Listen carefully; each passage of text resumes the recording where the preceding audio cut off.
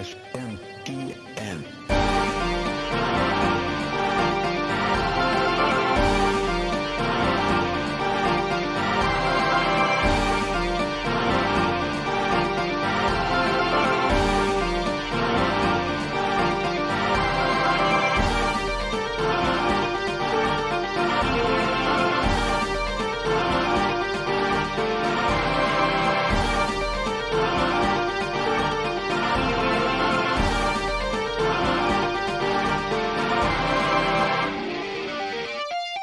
How's it going, everybody, and welcome to Shin Megami Tensei Network, link 368.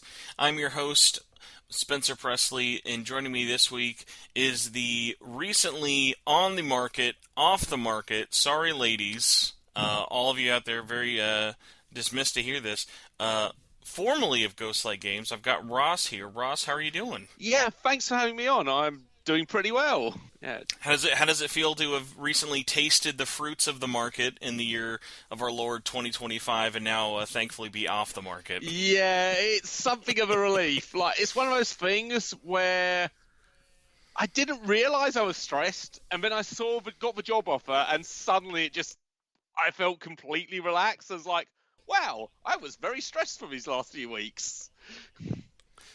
Well, it's kind of one of those crazy things of the last few years, especially in the West, have been like, oh man, not a great time to be looking for a job, or depending on your industry, whether it be tech or other things out there, of just being like, woof, rough job market. And then it's like every year gets worse, gets worse, gets worse. There's like that one really depressing website for like all the jobs in the game industry that like have been shut down over the last year. And it's like, we need to get to a year where we're finally, like, not one-upping the last year. Yeah, like, I had been fairly sheltered. Like, I've been at Ghostlight / Laughing Jackals / Midas for 18 years. That wasn't really something I've been thinking about. And then, like some sort of, I know, flightless birds whose island has drifted a bit too close to the continent, I was suddenly let loose in the wider world. It was like, oh dear, help.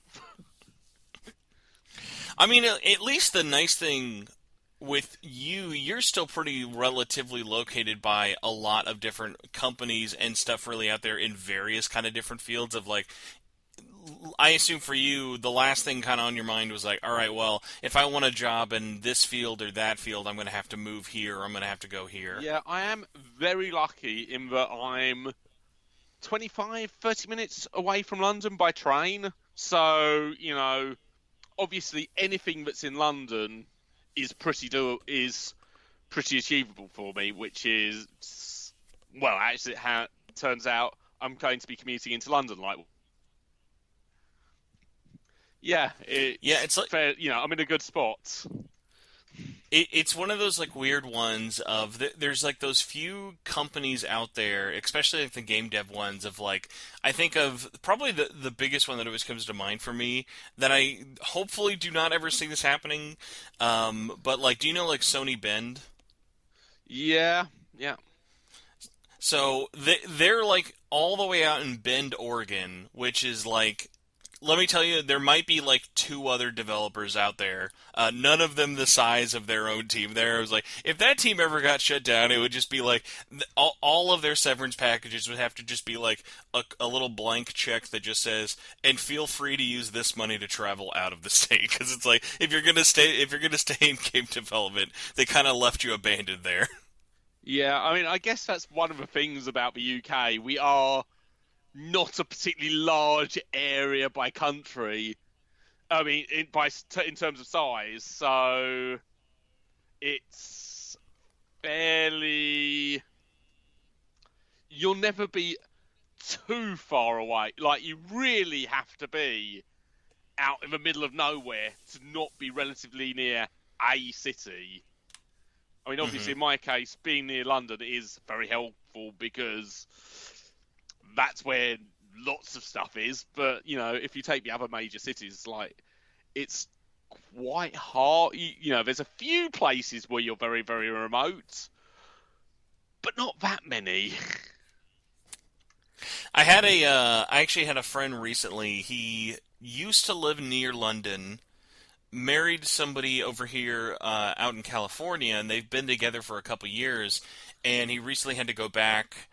I think it was like partially to see like friends and family again, but also he was there to. Do you know the card game Flesh and Blood? Yeah, I know of it. I've not played it, but I do know of it. So he went out there for like one of their like pro tours that was kind of near there for it, and it was so funny. Of like he had been gone so long that like all the different like little like I don't know like because like that is like such a thing of like especially going directly like from London to like spending like 5 or so years in like near LA has got to just be like so weird of just like then going back has got to feel so crazy of like how different all those places are even after like a year or two. Yeah, yeah, and obviously around sort of between 2020 and 2022, a lot did change. That's true. I think he actually like if I remember right, I think he literally moved out like the week before Brexit was confirmed. Yeah, yeah. So a lot has changed in that time. No takesy backsies though. We're still sticking to the Brexit thing though. Yeah, Don't worry. The number just keeps going up for people who want to go back, but we're like, well, we can't go back on our word this soon. They're just gonna laugh at us at this point. yeah, yeah. Like it doesn't seem very sustainable, but I'm not really an expert. No, yeah, no, that's not a field you want to be like. You know what? Let me dip my toe into Parliament. Let me see if I can get this fixed. Particular Well, problem. yeah, exactly. Yeah, political problems aside, I'm sure everybody's all here to talk about the world's latest Brexit discussion. Ross, before we kind of get into the past, present, and future stuff, I figured we've been living in a crazy time, not only just for the world, but a bunch of video game stuff. We don't really have anything kind of news-wise to talk about, but something I haven't even uh, bothered you about, but I figured I would see where are you at with the Switch 2? Are you excited? Are you laughing at Nintendo? Are you opening your wallets? Have you pre-ordered already? What are you thinking about it? We're like a month away from this, which is crazy. I'm definitely interested. I didn't get the original Switch, but if I was going to get a console, I've been primarily a PC gamer for a while, although I do have a PS4. But Have you heard of the mouse mode? We've got a mouse for you now. Is this tempting you? If I was going to get a console, it would be the Switch 2, in part because Nintendo always make great games, and you know they're the ones that are hard to get on PC. But it does seem quite interesting. Like I don't know if I'd use the portable mode much, in that when I had a Vita and was using that, the main way of play would be sitting at my desk where the PC is, playing on my Vita instead. But you know, it definitely seems interesting to me, and if I was going to get a console, it would be the one I got. To be honest, the whole announcements felt kind of weird though, because it's the first video game announcement in years where I haven't been in the industry. Oh yeah, that is a good point. It really was one of the things that brought it home to me. But hang on a sec, I don't work in video games anymore. Is that like a liberating feeling, or was it like a little sad? A bit of both, really. Like some of it is, you know, I don't have to think, how will this affect me? How will it affect the job I do? But there's another part like, I've been doing this for 18 years. Like, it's all working in video games has, in a way, become part of my identity to an extent. Oh, for sure. And I can only imagine. It's like a bit of me has sort of been torn off. It's like, this is really weird. I don't quite know how to describe it, but like, well, for start, all my social media posts, bios used to say like, games tester and PR and community manager at Ghostlight and Laughing Jackal, and now I've sort of changed them. It's like you two, and it's like at some point I'm probably gonna have to work out something interesting to say about myself, and I'm kind of hoping it's not worked in video games for 18 years, but as anyone who looks at my social media bio, that part's still a work in progress because at the moment, Well, I mean, I think also a large part of that kind of depends on really like how I've noticed, especially when it comes to people who've been in and out of the industry, it really is kind of less of where they go after versus like how much they still kind of decide to stay in it, whether it be playing games that other people are making and putting out, or still hanging around with like older stuff with it. Just because like I think about how in the like 10 something years that it's been since we last talked, which doesn't even feel like a real sentence. It's like looking at like look at the games we were talking about you guys working and publishing now versus like I don't even know if really all the Steam I don't even know if you guys had really started even doing all the big porting stuff by then, because that really started like around like what 2014 2013 for you. yeah, it would have been Agrest on Steam, which was, oh god, it's yeah, like and that was well, it was a bit of a gap after that. I think Agrest on Steam was February 2014 was when it was released. So we'd have been working on it for like the summer before that, I think, or something.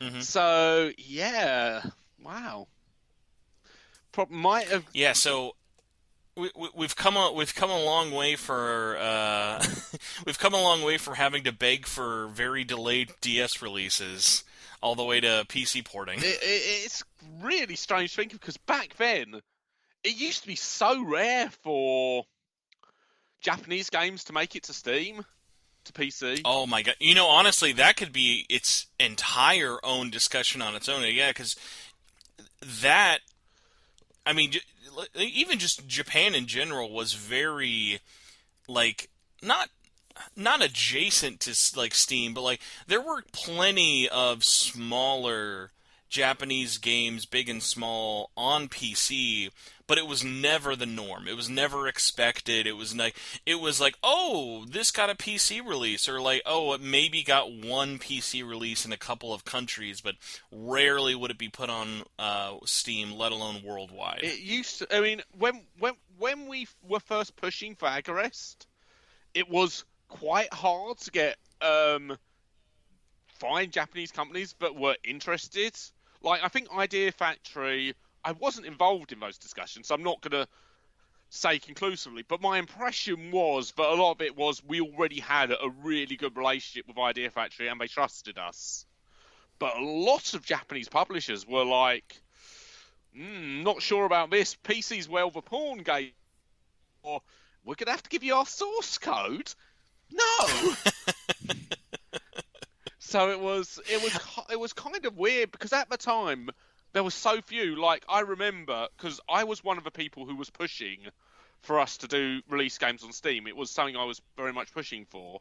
I remember one of the big ones at the time was an indie JRPG called Racketeer, which Oh yeah. I loved that game, but the team behind it is sort of very detailed blogs about their sales figures and how well it was selling. I was like, look at this! Look at these sales! And this is for a small indie JRPG. We should be doing stuff on Steam. And I think one of the directors of the company very much agreed with me and sort of helped push. But it was hard to get Japanese companies interested in the idea because they were like, yeah, I'm not sure about that.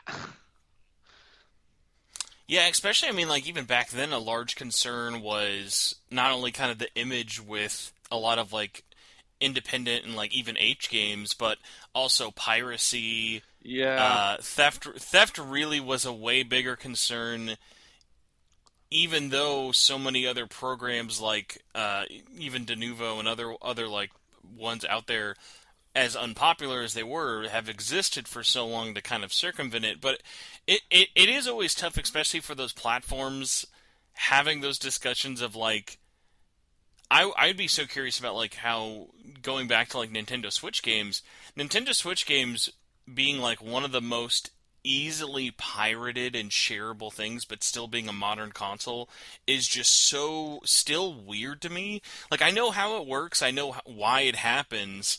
It's just so strange that it's like, for me, I'm already kind of so adjacent to wanting to ever emulate something as long as I can kind of legally get my hands on it. Like I know I'm a weirdo in the sense of I'll jump through hoops to still play stuff on an unmodded system or pick up a physical copy, but like when it's something like, oh, go to the store and buy the new Zelda game, or just wait for someone to dump the ROM and put it on like a modded Switch.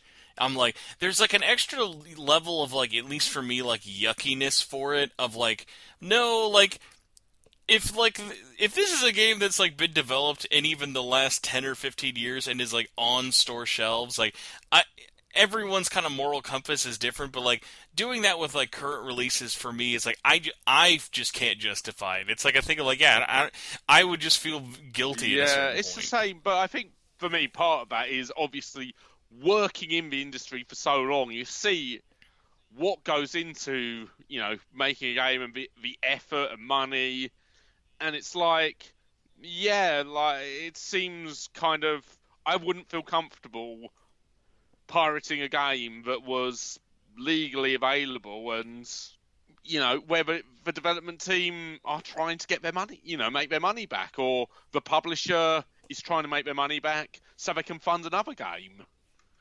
Hmm. Like, I guess it's kind of a different thing when it's a game that's so long out of print that whatever, no one's going to. But I'm not really comfortable with sort of doing that to modern games. But in the I mean, end, it's gotten so brazen with the Nintendo stuff of even taking the emulation side of it out, which has been crazy following how understandably litigious Nintendo had to kind of be with it. Of I got an ad yesterday for one of these Nintendo Switch Reader like plugins where you get a game card, you plug it into this reader, you can plug it into anything with a USB.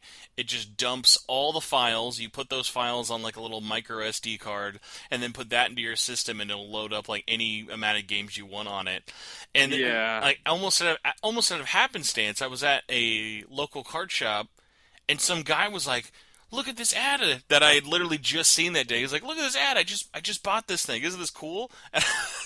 And he like couldn't believe my reaction. He like thought I was like kidding at first. I was like, "No, honestly, that's like not cool."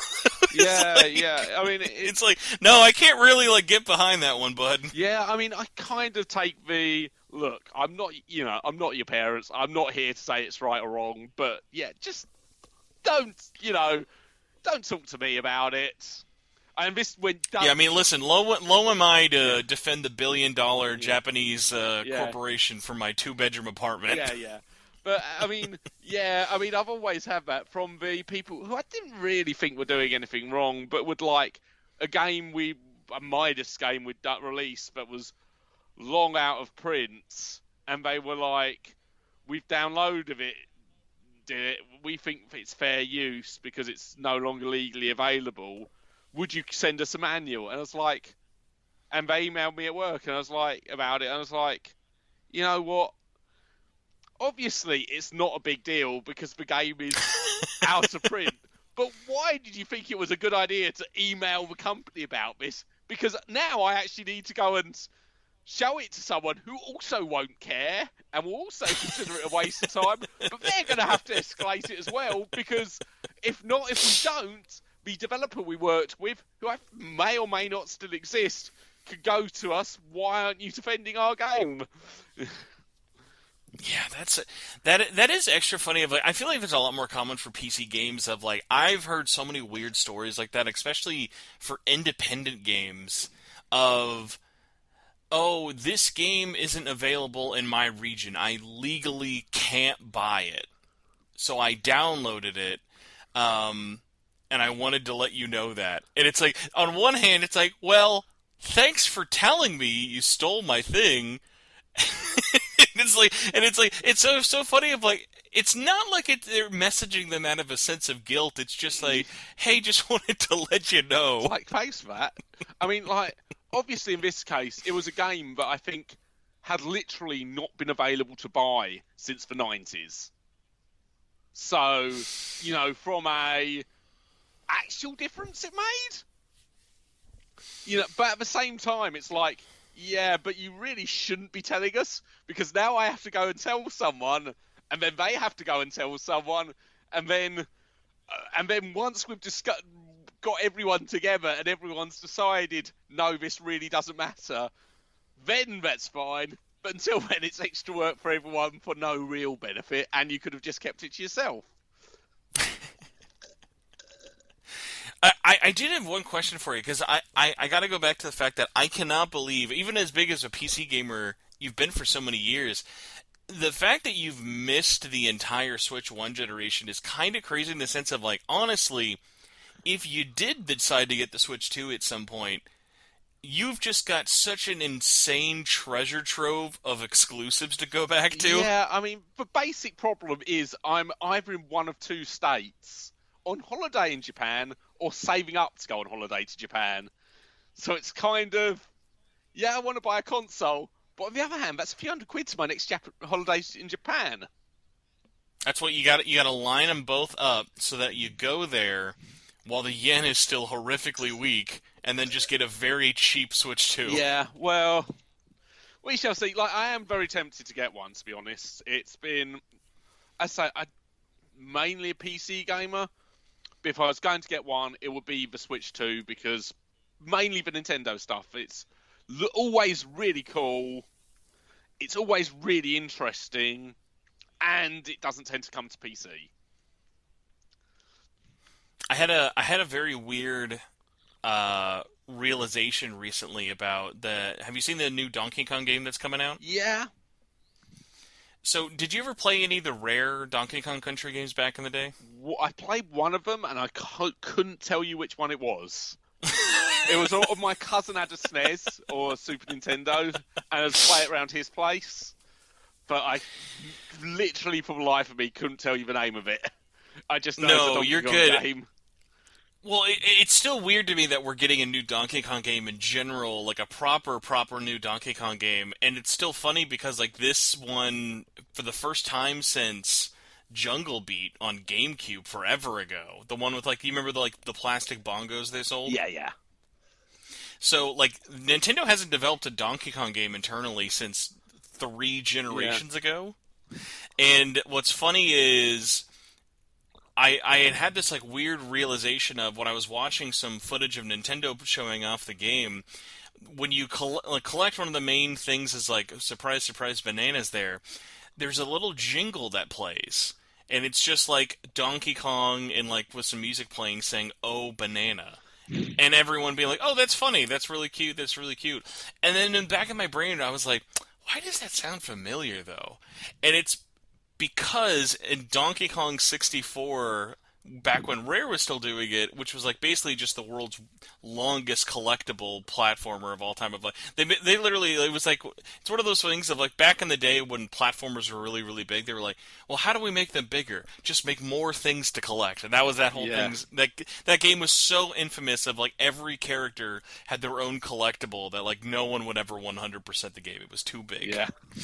And every time you would have a collectible show up, the banana in that game as well, it was literally just a recording of Grant Kirkhope saying, "Ooh, banana." And I thought to myself, I was like, hey, that's such a funny, obscure callback for such an old game after all these years. Like, literally, it's like a 26, 27-year-old game. Yeah. They've never referenced this line, this random like Grant Kirkhope line ever, and like imagining someone in Japan at Nintendo had to explain why they're making Donkey Kong say "ooh banana," just blew my mind. I guess it's something that's stuck in someone's head, and they're just. Oh yeah. I mean, it is that funny thing though. Like, but there are like those, especially from back then.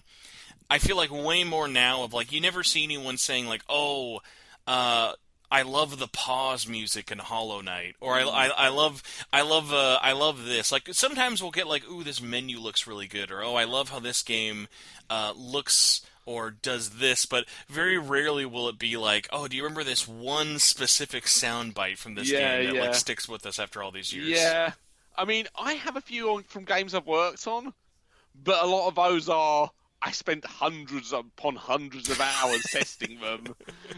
It's actually PTSD. I'm sorry to tell you. It is entirely possible.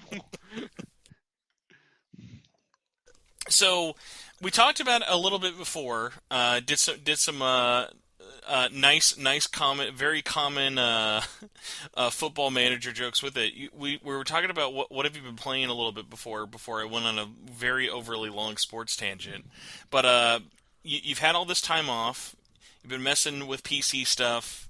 Have you been playing anything else, whether it be new or old, outside of PC Sim or Soccer Sim? I've Baldur's Gate 3. I'm on probably the world's slowest playthrough, in that I started about a year ago, and I have finally reached Baldur's Gate itself, the actual titular location.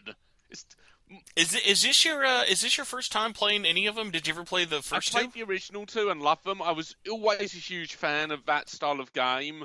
They really were kind of almost what led me into RPGs and then JRPGs. In that I was into D&D and that sort of stuff, and I saw Baldur's Gate and I was like, yeah, I want to play that. It's D&D but on my computer. And yeah, love the original two. Love Planescape Torment as well, and Icewind Dale games and Neverwinter Nights. So when Baldur's Gate 3 came out, it's like, yeah, I'm really excited about this. But I need to finish whatever Trails from the Sky game I was on then. I think Trails to Azure. So I finished that. Yeah, we're now in like the opposite problem of when you and I were last talking about the Trails games. It was like maybe every 9 years we'll get one new Trails game. Versus now it's like, well, there's about 13. They all came out in about 2 years, and I still can't catch up. I'm so far behind. Like Trails to Azure is the last one I've done. I've done the Cold Steel games. When I finally finish Baldur's Gate 3, I will get back to playing Trails. Well, honestly, at this point, ironically, it'll probably be close to when the remake comes out, and Yeah, I've been dying to like ask you, as such a huge fan of the original one, when you saw that got announced. I don't know. That was one of those games that, like, I always knew that would be up there for a cool thing to see one day. I just didn't really believe it. Yeah. And then, like, seeing it at a Nintendo Direct, it didn't really feel real. Like, it was just kind of like, wow, like, we've lived to a point now where we're getting big budget remakes of PSP games. It's amazing to see how the series has grown, particularly in the West. When I think back to our release of it and how far the series has come, because the original Trails in the Sky was, well, I'm not going to call it completely my baby, because obviously the US release was separate and it had a lot of very dedicated, passionate people who were at Xseed who worked in it. But the European release of that on PSP was very much my baby, in that I was the one who sort of saw it. I think it was Jess Chavez from Xseed back in the day talking about on Twitter. It's like, this sounds really cool. I want to check it out. I went to my boss and was like, you know, there's a cool looking JRPG on PSP. We've been doing a few PSP games. Maybe we should, get in to have a look at. So he got an evaluation copy. I ended up borrowing the work PSP so I could take it home and play it in my own time at home to finish it. Obviously, I gave it a really good evaluation because I absolutely loved it. It's still, I think, my favourite game ever. And then gave it a really good review in the evaluation. We picked it up. I was the one who did most of the testing on it, in addition to sort of doing the community management and PR and media stuff about it and the blogs. And then, come release day, I was down in the warehouse helping to ship it out. Well, I was going to say, because what year did you guys finally get it? We got it about, I think, 2006, 2007 over here. Was it too far behind for you I guys? think it might have been like a year later or something. I'm trying to think now, because it took us a little while because we didn't do the evaluation until after the release. But I mean, that was super common at the time. It's especially funny now with like how much I was always shocked whenever the U.S. would get worldwide release with Japan that, like, I think, especially from a foreigner's perspective, so many people take for granted the fact that when we mean a worldwide release, that all these other countries and all these other languages get them at the exact same time is still, I always feel like such a miracle. Yeah, I mean, traditionally would always get it after the US. The only one I think we got before the US was the original Aggression on PS3, which we released, and then Aksys released in the US a bit later. But everything else would have been, it got a US release, and maybe we'd get our hands on it just before it released in the US to start work on it. But often we wouldn't get it. We wouldn't even start on it. We wouldn't sign it for like months after it'd been released in the US. And I was thinking about this actually. Was it ever kind of frustrating for you, especially being such a big fan of the first one? And I at least knew over here in the West, on PSP especially, it did good, and it was very critically well received. Fans really, really liked it. But we were at such a point where a niche RPG, sales-wise, was just not even close to really what it is now. For you guys, was it ever kind of frustrating of like you loved working on the first one, but because of how much of a mess it was just trying to get the second one out, that you guys weren't really able to kind of dip your foot in it? Did you ever kind of have any like was it ever frustrating to not really get to be involved with any of the other follow-ups? I mean, personally, I would have absolutely loved to have worked on it. I never thought it was likely we would, because it just seemed once. I don't know, always, like, I used to follow it, but in much way every other fan was following it, checking out the latest thread on the Xseed forums to see what was going on, because I love the series and wanted to love the first game and wanted to play the second, and that horrible, horrible cliffhanger. Which I think I think that's one of those things that, like, if you I wonder how many people truly realize nowadays, because it's still a mess, even from a Western perspective of, like, unless you're on PC, yeah, especially if you're on PSP, how much of an absolute mess it was just trying to get these three games. But it's like the fact that we even got the second game translated at all was a miracle, and then the fact that they did a third one so many years later, only on one platform, and it's still stuck there to this day, is just absolutely crazy to see. Something of a minor miracle. I mean, the thing that really saved the series was JRPGs becoming big on Steam. Like, I know some people at Xseed, or knew some people at Xseed. I know they were working very hard to make it possible, but, like, without JRPGs taking off on Steam, it just wouldn't have ever been viable, I don't think. So to see it come to where it is now is kind of amazing. And yeah, I'd say the European release, I will always look at as my baby. I think I love the game anyway. I think I'd have loved it had I not worked on it. But but even without that, but just with those two things, it is kind of special. And I was very lucky as well in that years later, although we didn't release it, I did get to work on another Falcom game. The Tokyo's Xanadu EX, I think, on Steam. Oh, yeah.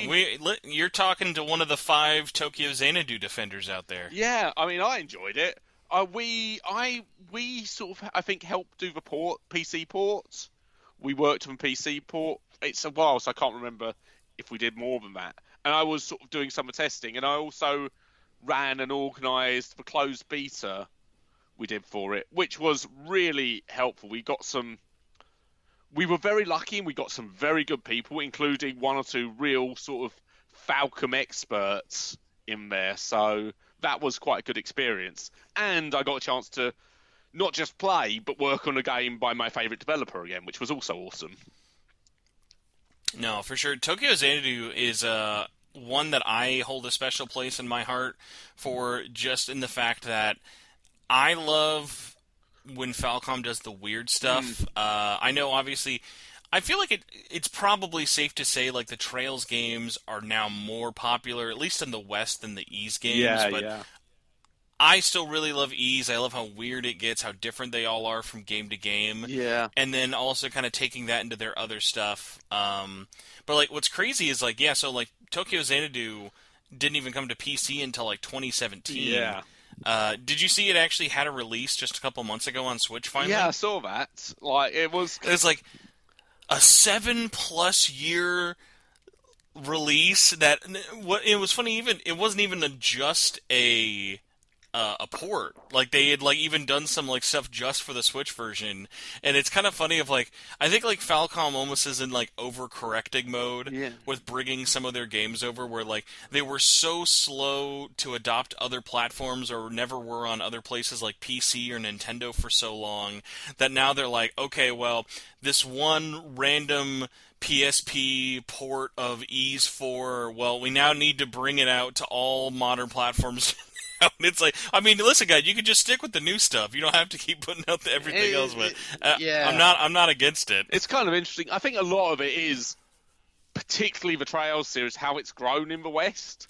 Like, Nisa and XC before them did a really good job, taking a series that was very marginal at one point. As I say, there's a massive gap between, as we said, there's that massive gap between the first one and the second, which was terrible after that horrible cliffhanger. Really was. Like, I cannot get over enough how terrible it was waiting to find out what happened after that cliffhanger, waiting years. But, a huge gap because it was so marginal to,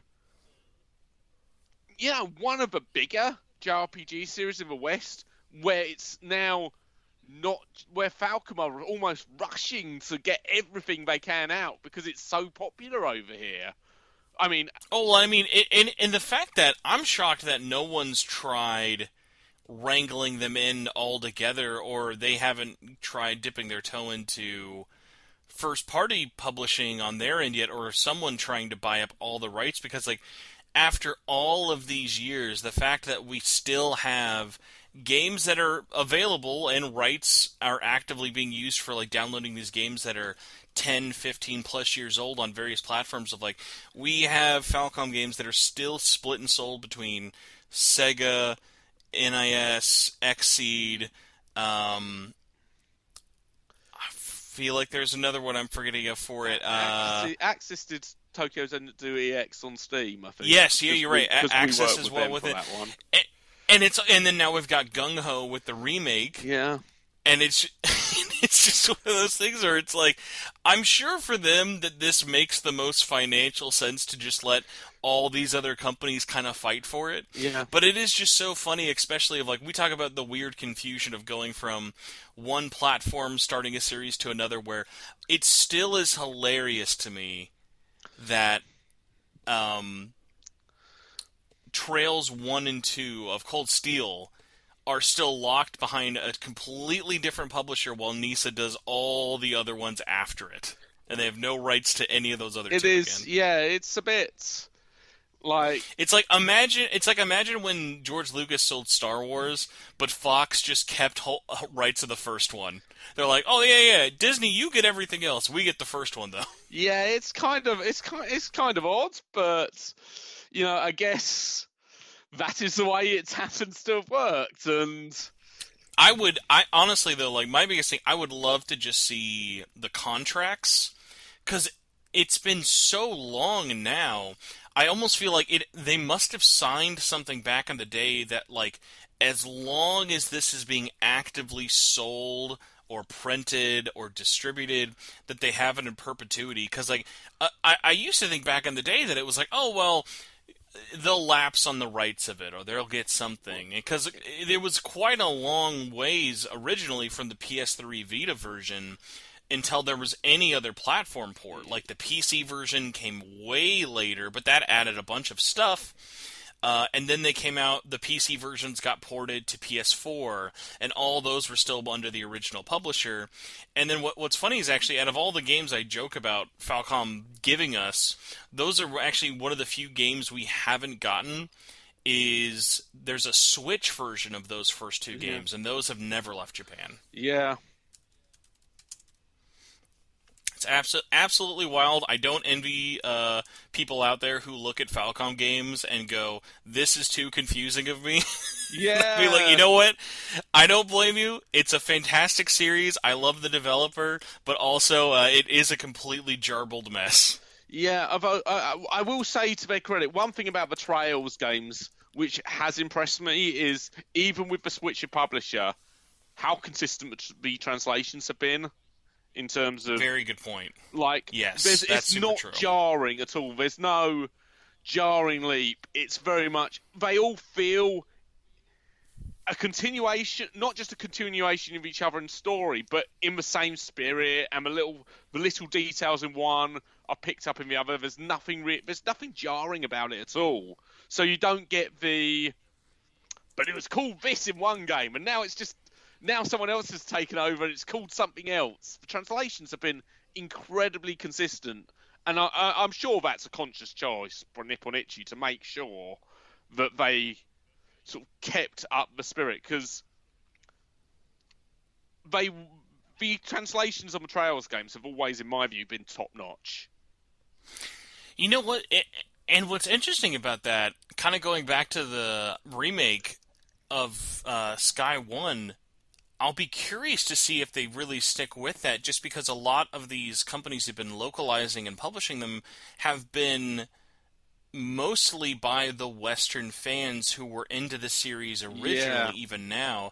So I wonder, we've seen a lot of the gameplay for remake, and I'm genuinely impressed by how nice it looks. It feels like the first time in a long time, like a actual big budget Falcom game. I hope that translation is still there, in the sense of, like, it feels like that original one in the PSP at its core.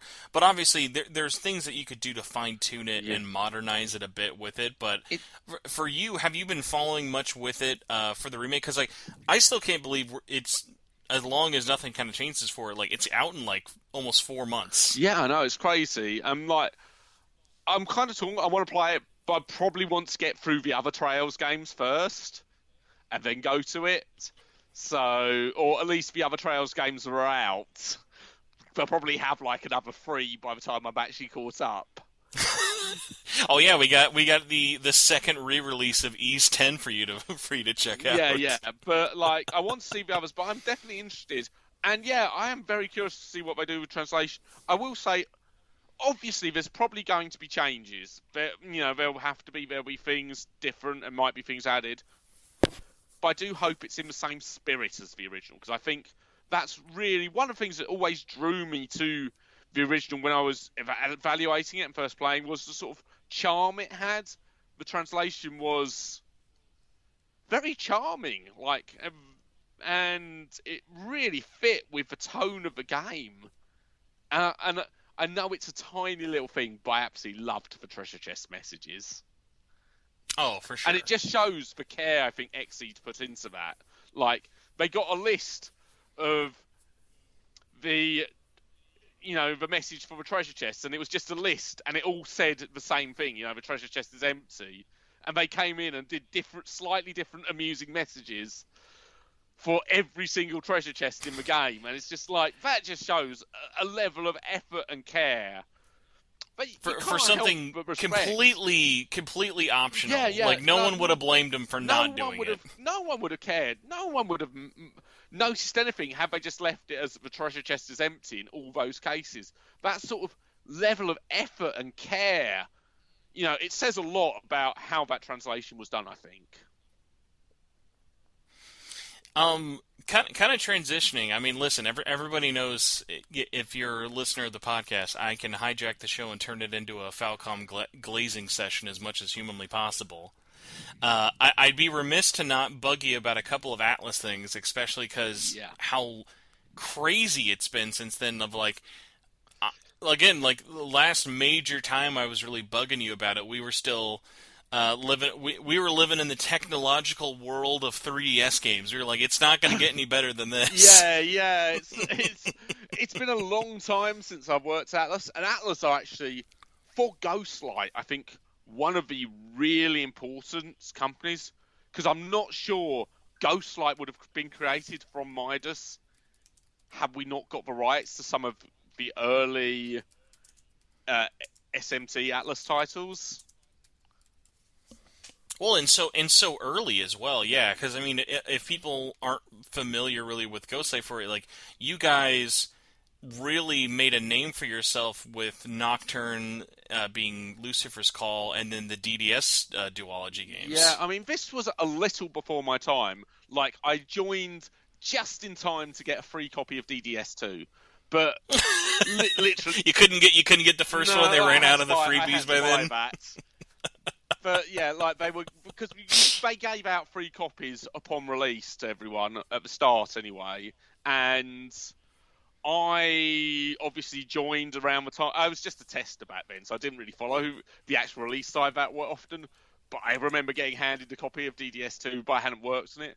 But like, I think we did Mac and Shao as Midas. We released that, and we must have got some more Atlas deals off the back of that or something. And Midas was always a budget game publisher, you know, and we had Nocturne and the DDS games, and I think I say this is slightly before my time, but I think everyone was like, you know, these games are too good to release as budget games. These are premium games. I was gonna say, especially for you guys over in the UK, like, what would like a budget game be priced at here? Like, because for us, $20 was for the longest time, especially in the PS2 generation.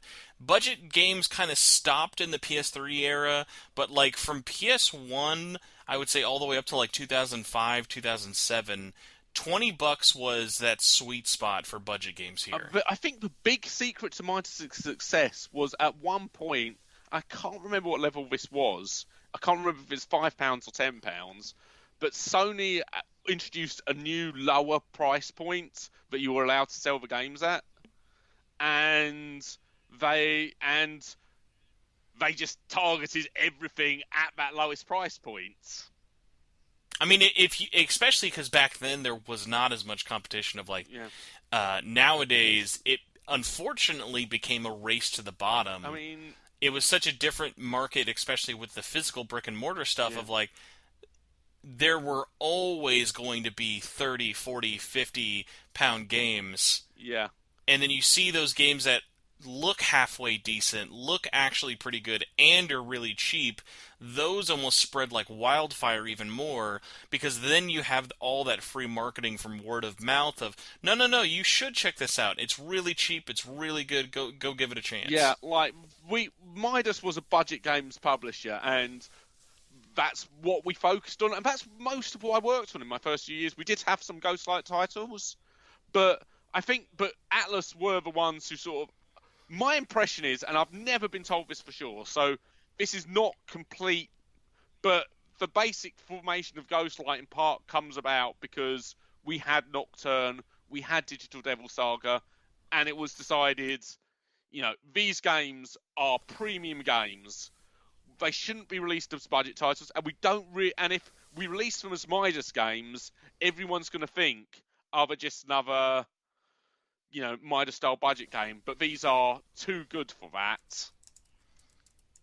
So that's kind of my impression of the origin of Ghostlight.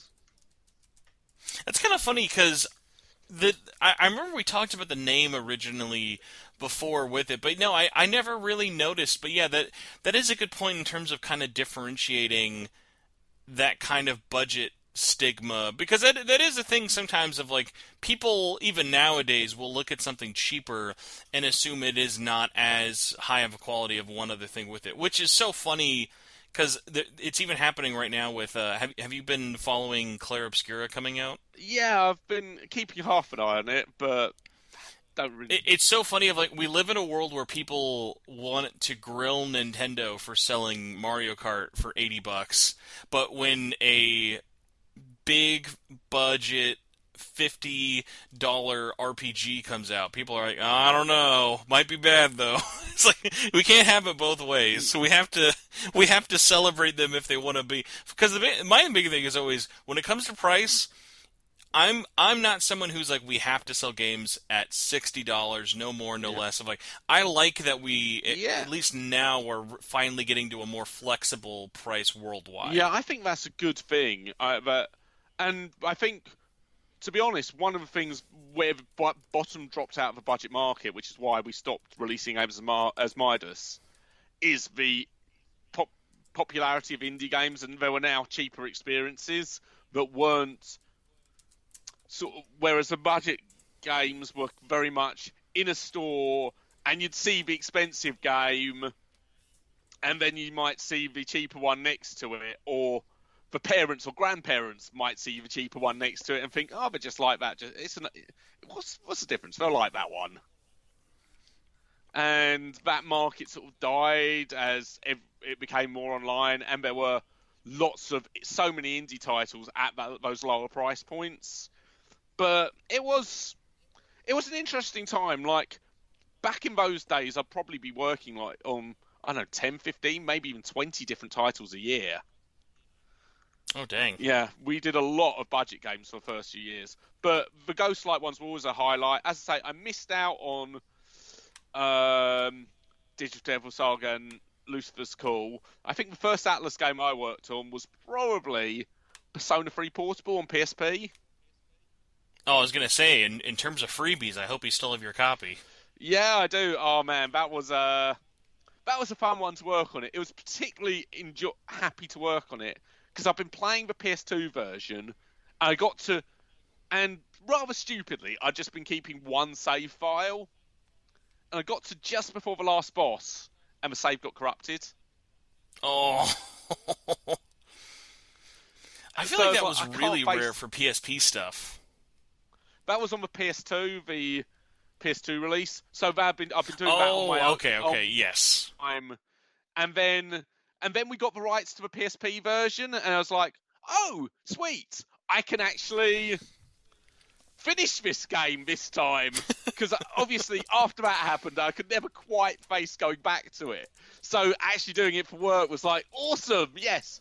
But also because it was a really cool game. And it's one of those games I'm still, to this day, very pleased I got the chance to work on. I was going to say, I don't know how much you follow the aftermarket stuff for it. Have you seen how hilariously expensive your guys' limited edition has become for that game? Yeah. We've got some quite expensive. The limited editions we did, I always thought they were very nice. And there's some of them that are very expensive. I feel like P3 may be the most expensive one. I think it's. I'm always surprised though because it never correlates with the rarest one. I don't know. It's what people I think assume is the rarest versus what's actually like the most desired. I think actually Elmirage Gothic often is because that one was super limited. That was like 100 copies. Or not something? the last PSP game made physically, but like super tail end. Yeah, literally, we got a special arrangement to be allowed to produce so few copies because usually there's a minimum print run. So we got a special arrangement allowing us to produce a really limited number of copies. I can't remember; it's like 100 or something, and sold them through our website. And that is. I can't remember what prices you get for it, but it's hilariously expensive. And it does very much make me wish... That's one of us we didn't get just because there were so few copies. And it's like, damn it! I wish I had that one! Listen, I've got a lovely copy of the Persona 3 Portable Collector's Edition for the low price of $5,000. Plus, wait for this. $20 shipping. You didn't want to just include the shipping on that one for $5,000? At that point, you'll be like, might as well throw it in. But yeah, I mean, I was always very proud of the collector's editions we did. But we put a lot of work into them, and it's one of the things. Obviously, once we started switching to Steam, it made no sense to carry them on. for very obvious reasons. But while we were doing them, I was always very proud of them because we did put a lot of effort into them and to making sure they were things that people wanted and desired. Oh, well, I mean, even in the sense of, I remember being jealous at the time of your guys' PSP releases because we were just lucky to get a pre-order bonus with the games. We never did limited editions over here for the longest time. So for P3P, you guys had something exclusive that not even Japan or America got. Yeah, I mean, it took quite a lot of work because we had to get everything cleared by the Japanese, obviously, because it's their game and they don't want some random little company from Europe messing things up. But yeah, it took quite a bit of effort. But I think the thing was that we had our own web store, so obviously we quite wanted people to order from our web store because we got more money that way. So, but obviously for everyone else, the convenience of ordering on Amazon was that much greater. So how did we entice people to go to the web store and order from us? And it did the special editions. And as I say, I was always really proud because I also remember I'd spend quite a bit of time getting feedback from community members on what sort of things they liked and didn't like about the special editions. What did they want to see more of? What did they not really care about? So we could try and get, ones that were more attractive and see what was worth financially including and what was like, well, people kind of like it, but they don't really care. Yeah, because it is, even nowadays, I feel like collector's editions have kind of ebbed and flowed in so many different ways of what people like, what do they expect, how much do they want. I don't buy nearly as many as I used to. I used to, if a game let me throw more money at it, I would always jump on it. But nowadays, I try to be a lot more discerning with what I really jump on, unless it's from a very specific series. Like, there's a few series I will almost always try to jump in for, because I'm not, as much as I look like that guy, I'm not the one who's like, oh, I want to buy the t-shirts, the perfume, the merchandise. I'm very much like, I like art books. I'm very big into physical, art books, novelizations, things like that. The ones that we rarely get over here. I love strategy guides. I love steelbooks. I love CDs. But those we rarely kind of get as much, and if we ever do, they're almost always tied to a collector's edition. And so even with other funny things, like one of my most anticipated games, I cannot wait for Death Stranding 2, breaks my heart I'm not getting the collector's edition because honestly, outside of a cool-looking figurine, it just comes with a bunch of fluff I don't need, a digital copy only, and not even like a steelbook, which is extra funny considering Hideo Kojima is still such a big nerd like me with physical media. Like, this guy's still using a Walkman to listen to MP3 player music. I mean, I've never been a big collector's edition person in my sort of personal life. I enjoyed working on them for people, but a lot of that was trying to find out what people enjoyed and what they didn't, and sort of, making them happy, and that we often did make them happy. So, but in personal life, I don't get many because I have too much stuff. Take up a lot of space. I have too much stuff as it is. I'm terrible at getting rid of anything. Like, I don't buy that much merch. I have the odd t-shirt, but to be honest, most of my t-shirts are like, I go to a gig and I buy a heavy metal band t-shirt or punk band t-shirt. So I don't need necessarily, unless I love a game, I don't need a game t-shirt because I've just got too many bands ones. I'm kind of curious about this one. This is a weird one. So how much kind of memorabilia from your time at Ghostlight have you really held on to, and is there anything that you don't have anymore that you look back on and are like, oh, I should have picked this up, or oh, I wish I had nabbed this or had one of these still? I mean, the one I'd have kind of liked was Elmenage Gothic because it was so rare. Yeah, because what was that like? I think you guys did a print run of 1,000 of them? Yeah, something like that. Maybe even less. I can't remember now. That's the best part. Whenever people in the U.S. think that we do small print runs, like our smallest print run for PlayStation does the smallest out of all the three big publishers here, is still double the size of your smallest print run in the Well, we UK. had to get special permission to do a print run that small. That's true. Especially back then, no other publisher was doing that. No Like that one was had. many years before Limited Run, many years Yeah. before all these other companies were doing stuff It- like. So that's a. I would be that. That is so funny. Of like that. That probably superseded it by almost a decade, which is crazy to think of. Yeah, I mean, we kind of had a fair bit with other stuff, but in that case, it was we had the rights to it. We wanted to do a physical edition, if nothing else, so we had something to sell through our own store. But obviously, it's a very, very old school dungeon crawler on PSP towards the end of the PSP's lifespan, so it's not going to support a full print run. So we managed to get a special deal to do a very, very limited one, and that was cool. As the stuff I've got, I've got a few posters under my bed or in my wardrobe, a few games stacked here away. The only thing I've sort of got kept up and sort of on display is, and this is going back to an earlier conversation, from the original Trails in the Sky Collector's Edition on the website, but it came with a big poster, and I've got that up on the wall. Oh man, I forgot that you guys had a collector's. What was in that one? I'm trying to remember. We have the really big poster.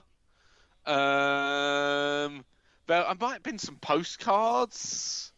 God, I can't actually remember. I mean, maybe I can find the old blog post. I know. I'm literally about to pull up the blog post here. By the way, correction on my case. It wasn't even 1,000. Elminage was 300. You guys were insane for that one. I thought it was that. I mean, it was quite expensive, although given how. Well, I only found out because when I was like, oh, what's it going for? And it is expensive. It's not the most expensive PSP thing for it, but it is funny because I forgot you guys included a individual numbered certificate. Yeah. Yeah, that's wild. 300 is hilariously small. Right. The collector's edition had obviously the UMD a separate UMD box with the original Japanese inlay, 5 art cards. Oh yeah, that's nice. Was that the only way to get that cover? I think it might have been 5 art cards. The soundtrack with 33 tracks, which for a Falcom game is pretty cool because their music's always fantastic. It had a collector's edition box, and if you were one of the early purchasers, you got a nice big I can't remember what size, but a nice big poster as well. And I got that, so I got that. Yeah, the posters, the Japanese box art, like a really nice big version of that. Yeah, I've got that up on my wall. It's literally the only games related thing, or the only Ghostlight related thing I've actually got on display. I mean, listen, if you invite someone over, that's a conversation starter right there. Yeah, well, as I say, I always view that one as my baby. So even without it being my favourite game, I have a huge emotional attachment to that game. On your trips to Japan, have you ever tried reaching out to any of the Falcom teams or try to see if you can go over to the offices? I haven't. I really should do, to be honest. I was gonna say they're not hard to get a hold of. I've talked to a couple people on the Japanese side of it for it because they are still such a small company that they're I will say surprisingly easy to at least get in contact with, and especially if you ever go over there, I highly doubt that they'd be like against a tour or at least just a how do you do. Yeah, I might do that because, as I say, I love everything they do. So I would like, and particularly Trails, but yeah, and. I mean, we talked about us being ahead. The other thing we kind of did, which you might remember since it's to do with this podcast, is the sort of pre-order campaign for Devil Survivor 2, where we were trying to hit a certain level of pre-orders in order to release them. I don't think that quite predated Kickstarter, but it was because I remember we talked about it even on the time. It was like. It was basically Kickstarter, but I mean, listen, we already have our own store, so why give them the money? Yeah, and it was very much like there was very limited retail interest in a DS game at that point. 2014. The 3DS was already out. We wanted to do it. We had the rights. We wanted to do the sequel to Devil Survivor. Since we're doing Devil Survivor Clock, we wanted to do the sequel. So, how it was very much how can we release it? And I'm not saying it was, and I think it was a little out ahead of its time, because I do remember actually a kind of awkward conversation with one journalist where he kind of was trying to get me to sort of slag off for retailers for not ordering it, and obviously I was under strict instructions to not, don't burn any bridges. It's one thing I was always taught: do not burn bridges. Keep things polite. Do not slag off anyone. And I wouldn't have done that anyway. I'm not the kind of person who's sorry to any listener who's expecting me to really shoot on any companies in the industry as a whole. I've never been that kind of person, so I wasn't. You're not about to go on a 12-minute tirade about how all the ways HMV has wronged you. Give me a few beers, maybe. But no, it was like, so I wasn't about to do that, but he was very keen on me, and I was just repeatedly saying, look, we understand, why they're not keen, because the DS was ages ago, they don't have much space for it, and then the article came out, and obviously, in some disappointment that he hadn't got me to slag off for retailers, we have this weird article about how, with our system of getting people to pre-order in advance for a game that might not be even released, was dodgy. And it's like, but pre-order and pay in advance is standard, and we would refund it. It's not, and Kickstarter was just coming up around that time, so it wasn't totally There was still definitely a lot of people very apprehensive to the idea just because of how new it was, even though, like you said, outside of the fact that you're just being transparent, there's really nothing different about pre-ordering a game. Like, we've even seen,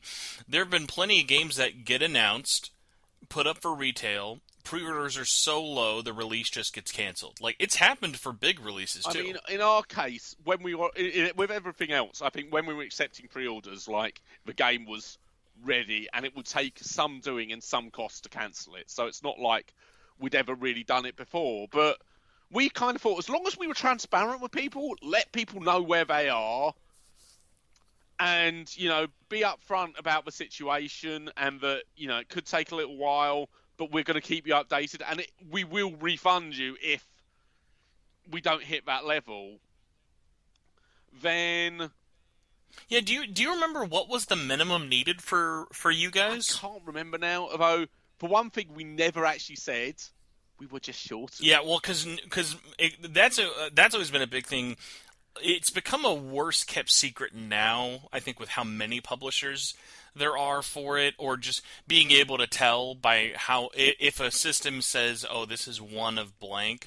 But back in the day, even something like minimum system copies printed was NDA. You were not legally allowed to say that. Yeah. I mean, we weren't asking for pre-orders for the whole print run because, one, as long as we did enough to break even, we were cool. And also, there was some retail interest. There wasn't a huge amount, but obviously places like Amazon and even other shops might have some space. So we weren't relying entirely on website sales. So it wasn't a case of we need to sell the whole print run, but we wanted to at least be breaking even. I think from memory, and we never actually said this, we were actually slightly short of our targets, but we released it anyway because it was literally very slightly short. I mean, the whole release for Devil Survivor in general was so funny with you guys. Because that was Devil Survivor 2. Yeah, that would have been your last release you guys all did with Atlus and Ghost Light, right? Yeah, because the Sega takeover happened not long after, from memory. Oh, you're right, because 2014... No, 2013 is when they get bought by Sega. I forgot about that. Yeah, and we were on pretty good terms with them. We regularly pay royalties, and so we'd get in touch, and that allowed us to sort of keep in touch and keep the games on our system and selling. But obviously, with them being tied up with Sega, actually negotiating rights for new games was, a significantly more involved thing when they could just go, well, Sega are going to release it. And It's so funny to think that you guys were connected to them at such a weird time. I'm surprised I've never asked you this, especially just because there would have been a chance of this possibly crossing over. Because Atlus didn't do any of their own publishing for their games all the way up until in Europe until stuff like SMT for Apocalypse yeah, and a couple of other like later releases 2016, 2017, which was really long into the system for a system that came out in 2012. I was thinking about this. Did you guys ever try to contact them or see if they would be interested in letting you publish SMT4? I Because that was such a debacle over in Europe about how late it came out and how it finally got a release after over a year compared to the Western and Japanese one, but it was only digital only, and it felt very kind of slapdash after like months of silence. And did you guys ever like did that ever kind of come up of being like, hey, do you want someone to publish this for you? right. I I mean, one of the things is I don't think I can talk about specific games. In part, NDAs, and in part because genuinely I can't remember. No, you're good. It's funny. But I never even thought about the timeline kind of wrapping up with that up I until mean, now. we were in touch with Atlus. We kind of then lost touch with them for a bit, and then actually towards the end we managed to get back in touch with them. But part of a bigger company, you know, like I don't think there was ever any likelihood that we were going to get anything but more from them. In fairness, we were kind of always the publisher of last resort. Never the first choice, but No, always a well, dependable one. Yeah, well, it's more of a like if someone else wanted it, they'd be outbidding us. Okay, because that then wants to get into my next question of again. I don't know. I'm shaking my fist at 2014 Spencer. Last time we talked about this, I don't think I ever brought this up to you or asked why. But I think that may kind of lead into it with it. Would that be why there was that gap of no Devil Summoner, no P4, no P3, in some of those other like PS3 titles like Arena and stuff like that? I forget we're running into the I'm not really allowed to talk about You're individual good. titles Well, here. I guess just to make it a little bit easier, in the same wheelhouse of SMT, obviously going from Lucifer's Call with Nocturne to DDS made kind of a more sense in terms of those were released one after another, and through you guys, what was DDS into Raito? Like, was there any reason that would have gone to Koei for the UK instead of you guys, or do you think just Koei may have just outbid you? I mean, obviously, at this point, I'm not involved in this side at all, so I have no idea. But I mean, I wouldn't be surprised if they were offering more money. But in truth, who knows? I don't know. I started out, shortly before the release of Digital Devil Saga 2, and at that point, my only role was as a tester. So anything going on behind the scenes, I'd hear like third hand. Oh no, and I mean I totally understand it as well. It is just kind of one of those funny things of because there was sort of that gap in the relationship between the companies. It was sort of funny of like I never really put much into it outside of the fact that yeah, I guess it would have probably just been other companies vying for what made more sense for them versus the other. Yeah. Like looking at something like Square Enix getting publishing rights for some titles was like Square Enix hitting Persona makes perfect sense. That's something kind of up their alley. It was those funny cases where it would be like, I think for you guys in the UK, I think Koei also did Persona 3, which probably might have led to Raito. I think Persona 3 might have been Square Enix, or possibly. I'm trying to remember. because I bought it. I'm pulling up the box art so I can try and remember. That's the best part, by the way, with all the different releases. It's like, all Yeah, right, which I system, know Square which Enix version. released one of the Persona games I bought, but I can't remember which ones. So at least for Fez, because you guys got the original Persona 3, I'm pretty sure. You guys didn't only get Fez, did No, you? we only got Persona 3 Portable. We never did the PS2 versions. Oh, no. Sorry, I mean the UK in general. Yeah, oh Because yeah, I'm yeah. trying to remember with Yeah, how delayed they got were. the original. If you got the original, We got the original because that's the one I bought. I've never actually Okay. played Fez. But yes, for Fez at least, Koei did do that one. Okay, and they did the original one as well. I was able to find. I couldn't find it with a Google search, but then if I was like, oh, I bet if I just go to like eBay.uk, I'm like, yep, right there. Yeah, Somebody's got a copy. So, but it was always pretty mixed, and I think some companies valued a relationship more than others, where others were more happy to sort of spread around. But, the key thing with dealing with the Japanese publishers was always, did they trust you? Because... Oh, yeah. Trust and approval was always such a big thing.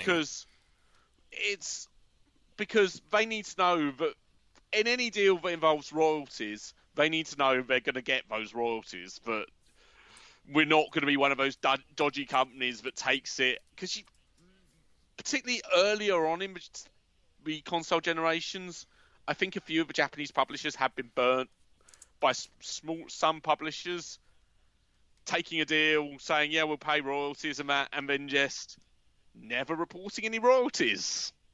Yep. So they needed... Yep, guess we didn't sell enough. Sorry, guys. Yeah, and so they need... I think by the time I got involved, like, it was pretty aware that for the Japanese companies... did they trust?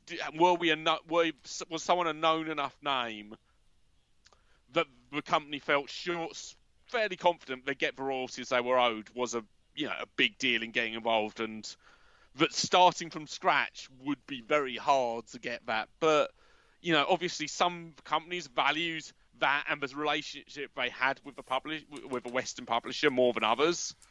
Like, we always had a fantastic relationship with Idea Factory.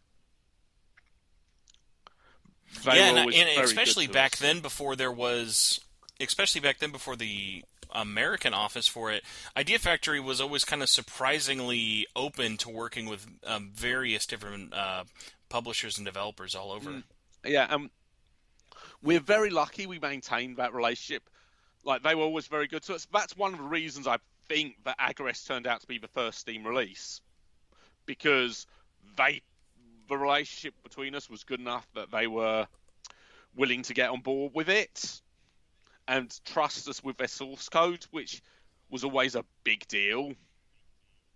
Like, the first time, lots of companies were like, you want our source code? Well, yeah, we're going to be porting it.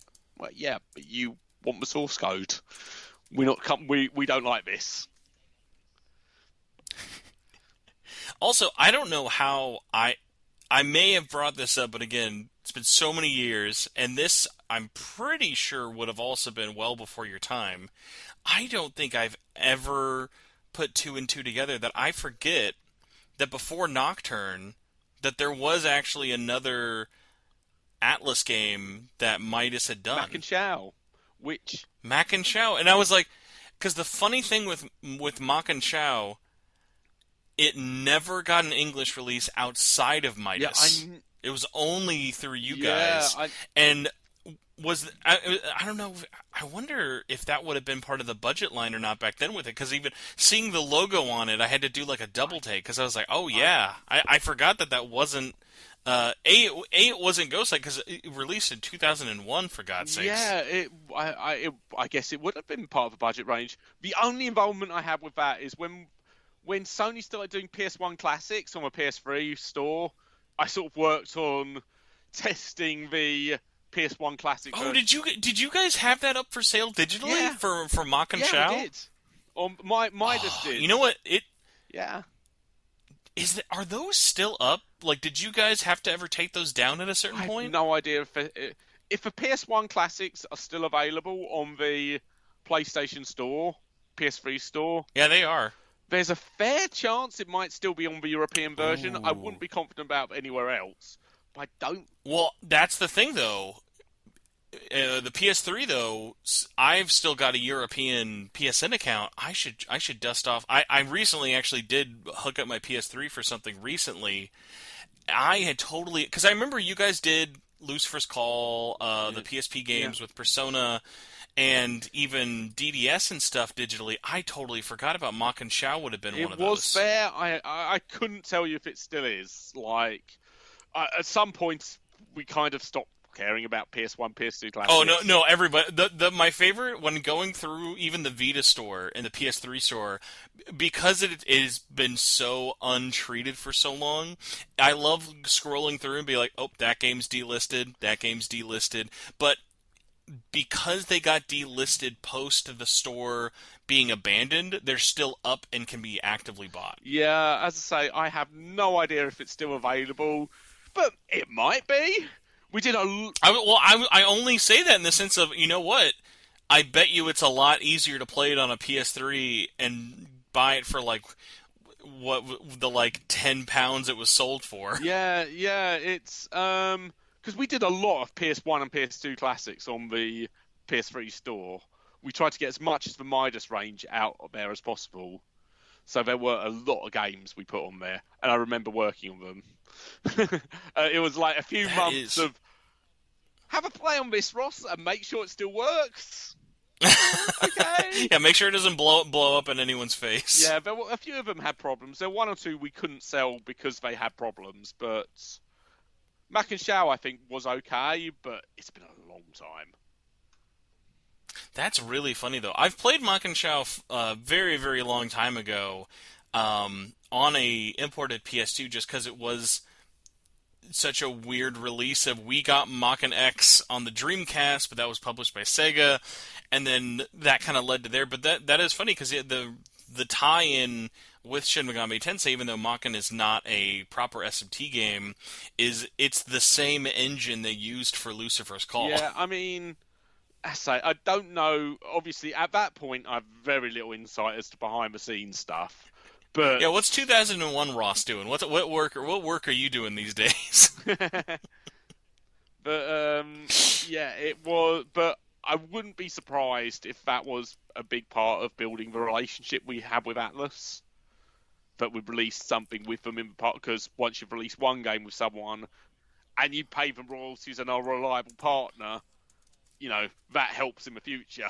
And it means you can go to someone and like. You've been speaking to an actual person, so you can go to that same person if they're still there and be like, and they'll be like, "Oh, I remember you," rather than have to find a contact. So I'm only going to be mean and ask you one more dust off the old memory block question, and if you don't remember it, you're more than fine. Do you recall why the release for Devil Survivor in general was as weird and delayed as it was? Because even by the time, the funny thing for you guys was you in the UK never got DS1 on the original DS. So the first and only time you all ever had it was for Overclocked. And then it was kind of funny of what you announced both. I had the press release pulled up here of Overclocked and the sequel on the DS getting announced at the same time. Like, did that just kind of happen out of circumstance, or like, what do you remember about that? It was kind of a sort of circumstance. Like, we have a pre-existing relationship with Atlus, so they knew who we were, and that helped. And they also knew we were always open to publishing, picking up new games. I think we were looking to get on the 3DS more. We released a few 3DS games, but, we hadn't released many. So we were looking to do more 3DS stuff rather than just be a PSP publisher. Because we were doing a lot of PSP games at the time.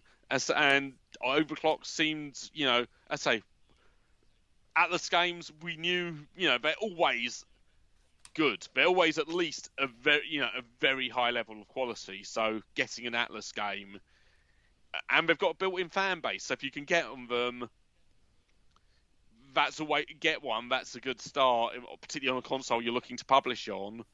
And I don't know how we came to get two at the same time. I guess it was kind of, well, we might as well get the series so people can play the sequel. Well, it was just funny of how it worked out, because even in the West here, the release from one overclock to two was so close to each other that I think most people, myself included, were playing DS2 on a 3DS. Yeah, I mean, as we said earlier, it made the actual releasing process of DS2 quite weird, because obviously there wasn't at that point a huge amount of retail interest in a DS game. Oh, I was going to ask, by the way, one of like my favorite parts about the whole DS2 campaign was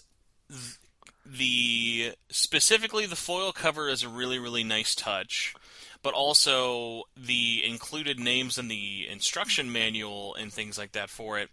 What was there ever? Because at least in my memory, I don't remember there being any other version of, like, besides that version with all the backers' names in it in the manual. It was all just the same version. There weren't like a retail version of the UK version, right? I can't actually remember. Like, I know, I wouldn't have thought there would be, but I know we were trying to do some I just special, figured with it having been so small, I figured stuff. I know we were trying to do some special stuff for the backers, because obviously, you know, we were asking them to take something of a risk, so we wanted to do something special for them, but I can't remember what it was. It's just been so long.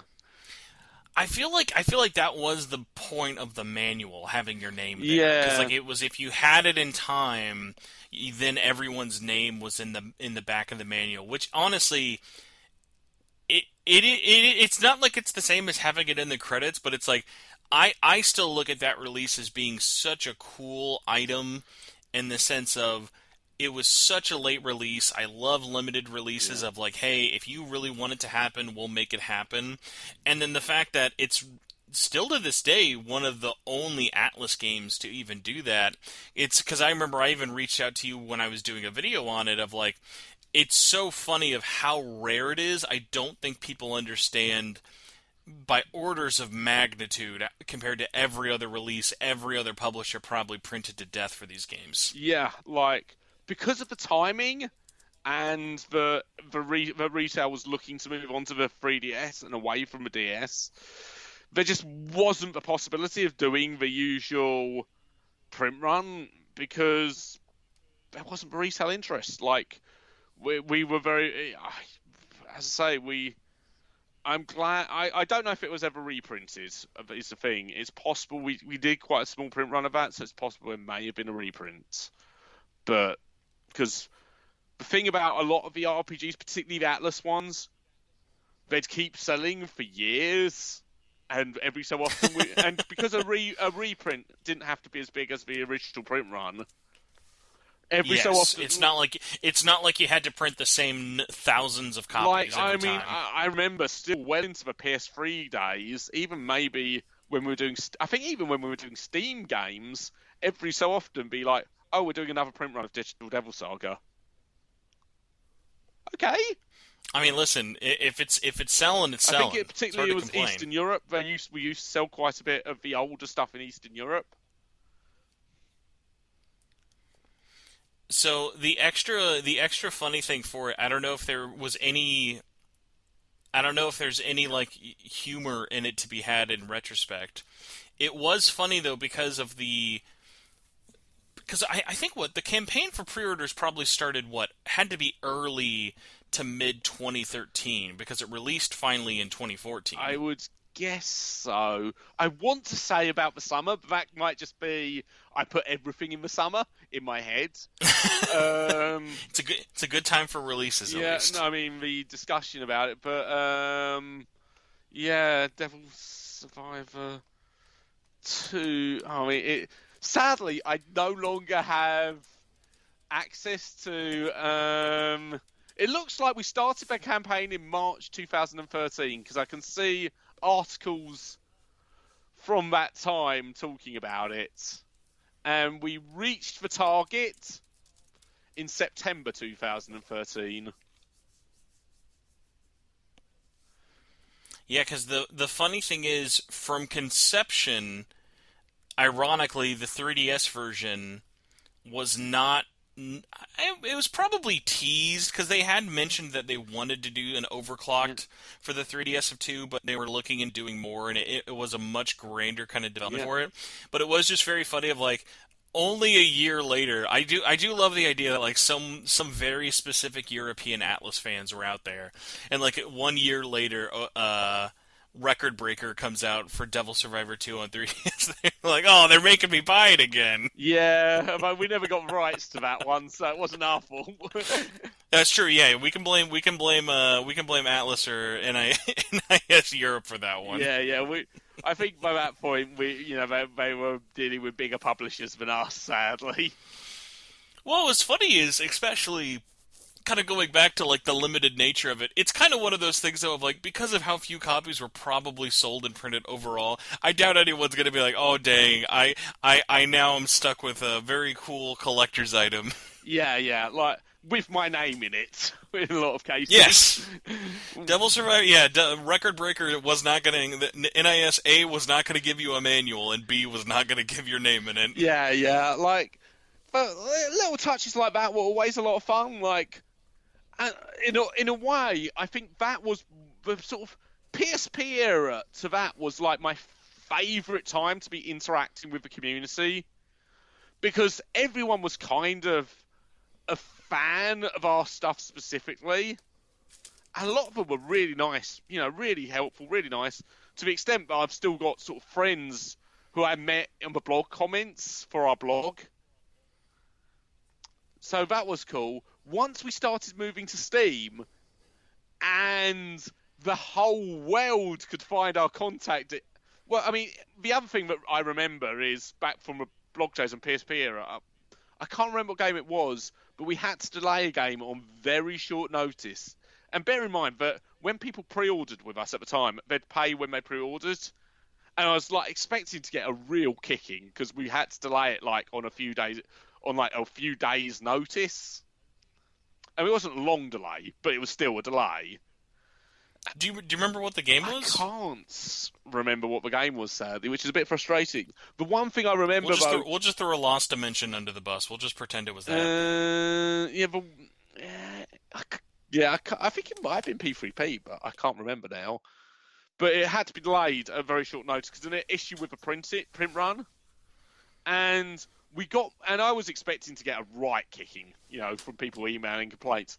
I actually got more people like emailing to say, "Are you okay? I hope you're not having too hard a time." But I had complaints. The audience we had back then was absolutely lovely.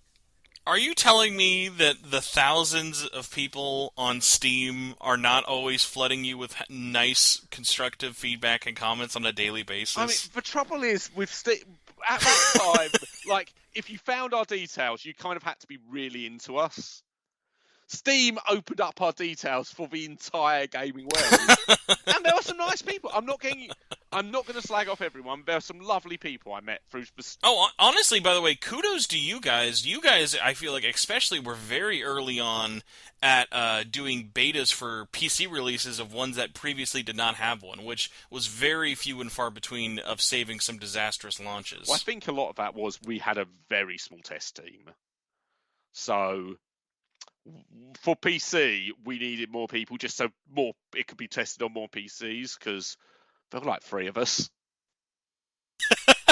See, when you said small, I was like, oh, maybe like 10. So, 3? Yeah, no, and that towards makes the sense. end, it went down to 2. So, well, yeah, I mean, well, we lost you for the blog post eventually. You were too good. You were too good to help us on the testing side, I bet.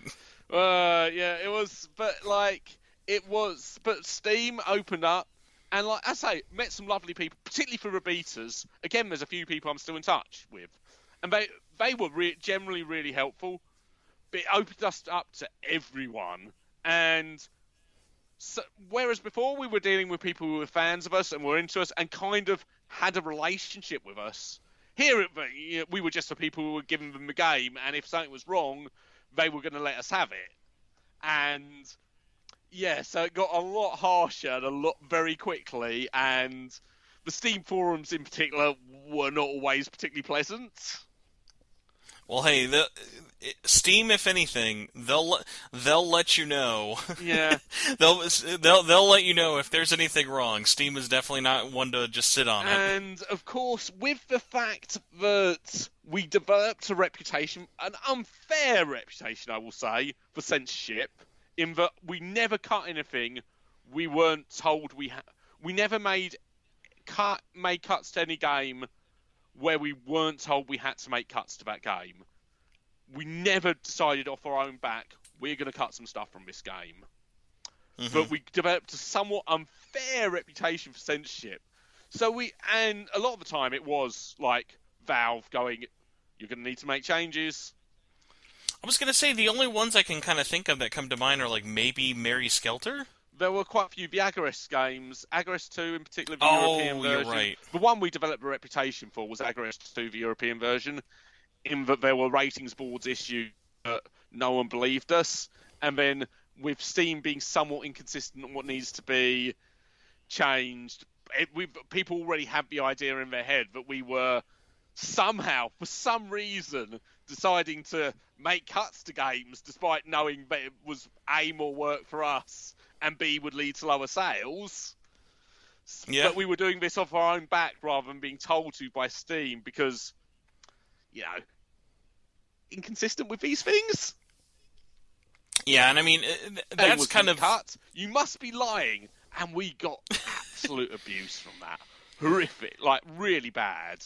The anti-censorship crowd is such an interesting one because there are definitely, like, it's not a black and white issue of some censorship is fine, all is no, but it is that thing of it has to be a discussion for some people, but then at the same time, these companies may not be at liberty, whether it be from the developer or the platform rights holders, that you're able to disclose these. And it's like, that like at the end of the day, there was never anyone like, oh, sorry, we had to cover up this one cleavage CG scene because we just really didn't like it. Like, I sympathise with it to an extent in that, I like to know I get the full experience, and I was always the person at Ghostlight who was going, is there a way we can get around this? Because I saw, one, I tend to like getting to know, it's nice to know you're getting the full experience, but also, as a person dealing with the community, I felt it was my job to sort of communicate their concerns. But at the same time, I got absolute abuse for that at some point. Like, I had people messaging me, telling me they hoped I'd die. when and then you look at what's getting removed and you're like, doesn't seem a little extreme, isn't it? Yeah, like I had people tell me that they hoped I got cancer. It was lovely. Well, we thank you for your service for all the rational people out there. Yeah, I mean, but but it's the thing about this is it's the bad people stick in your memory. And there were also a lot of things on the Steam forum that were hard to moderate. Like the time two people invited each other out for fisticuffs outside, despite living in a country. That's not what I was hoping this would have had a nice ending. No, but but at the same time, the thing about these is, yes, these are the people who stick in your mind, and it's not really fair because most of the people you deal with aren't like that. Oh yeah, the vocal minority for sure is still true. Most people I dealt with, in person or online, was absolutely lovely. I do not regret for a second taking over the social media stuff because I've made personal friends, and most people I've dealt with have been really nice and really nice people. A lot of people I'm staying in touch, and it was when I announced, I was leaving the games industry. So many people, even people I hadn't sort of seen online for years, sort of got in touch and like, I hope you're okay. And it really, so for all my joking about the bad times, and yeah, there were, I feel very lucky to have done what I've done for so long, and that I've met some people along the way. So, It's just obviously the loud arseholes, by being loud arseholes, stick out more in your memory. I was thinking about it as well. Of let me get this pulled up here with it. The crazy thing, even kind of jumping into when you guys got really heavy into Steam, was it was kind of funny because I never stopped following you guys in the sense of your releases, but what was funny is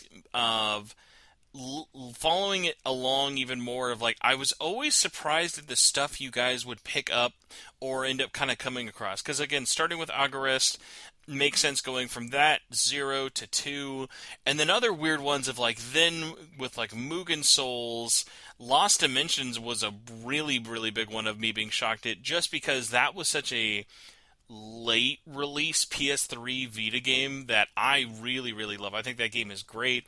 And what's nice about your guys' release is like you guys have the only modern version for people to check out. Like that never got ported to PlayStation 4, never got any other kind of release out there. And I think like that's still such a fun, it's weird concept for a game. Really like, what if Valkyria Chronicles mixed with Danganronpa? It's like, really it's cool still game. Such a cool game. I loved working on that one. That was fun.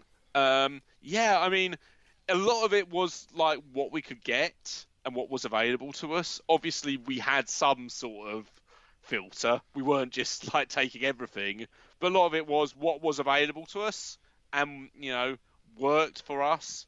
So obviously, the Idea Factory ones, I've mentioned we had a fantastic relationship with Idea Factory. They're really good guys, and we knew them, and we worked, we'd worked with them a lot. So, we often got games working with them. But there's some cool stuff I wouldn't necessarily have expected us to pick up myself, like the Way of the Samurai games. Oh, yeah. You guys, because I forget, did you do 4 and 5, what were the other ones? We did 3 and 4. Okay. And, I mean, towards the rights expired at some point, and we lost, and they continued publishing them themselves on Steam. But, they were really cool games to work on. Like, a lot of fun messing with those. And they were very different to a lot of the stuff we were doing, because obviously, at that point, outside of a few Laughing Jackal games, which we'd stopped creating our own games at that point. Almost I'm still waiting for my physical copy of Flame for that one. Yeah, everything else we'd done was like a JRPG, so it was working on a more an action oriented game, was open world action game, was kind of fun. But I mean, so that was cool, and yeah, we got some pretty decent stuff. And then obviously there's a lot of stuff we did there towards the end, but we worked on, but we weren't publishing, and that we did a lot on Switch and Steam. A ton of Otome games towards the end, which was interesting. Hey man, listen, it pays the bills though. I found it interesting because it was a scene I'd never really thought about. I was aware of Hakawiki, and that was it. So yeah, that honestly that does make sense, because by the time you probably wouldn't have really been into it, because it really exploded late into the Vita. Like really, really late is when we were getting them. Yeah. So I wasn't. So that definitely makes sense, because I love the looks I get when people look at my collection and they're like, you have a lot of Vita games with a lot of handsome boys on it. I'm like, well, listen, when this is the only stuff coming out on the system, I gotta pick it up. Yeah, so I wasn't really aware of the scene that much apart from Hakawiki, but so it's obviously they weren't aimed at me.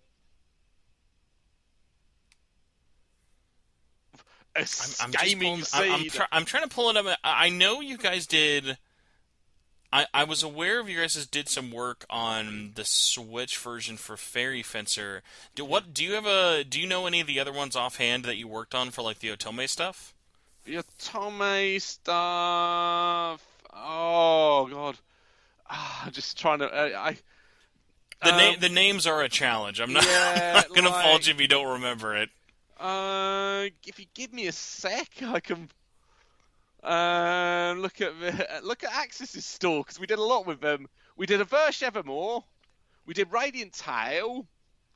I was gonna say, because is there ever a point where none of it was for pun unintended? None of it was ever like ghost work, right? Like you guys were always all credited for having worked on PC and Switch versions, right? Yeah, I think we were always credited. I can't remember. Oh, you guys, because you tweeted about it recently. You guys also worked on the Spirit Hunter games too, right? Yeah, I loved working on the Spirit Hunter games. Like, we did Spirit Hunter. We did the DLC that's just come out, which is wild, by the way. Like an 8-year-old, visual novel having DLC. Yeah, it's literally the last.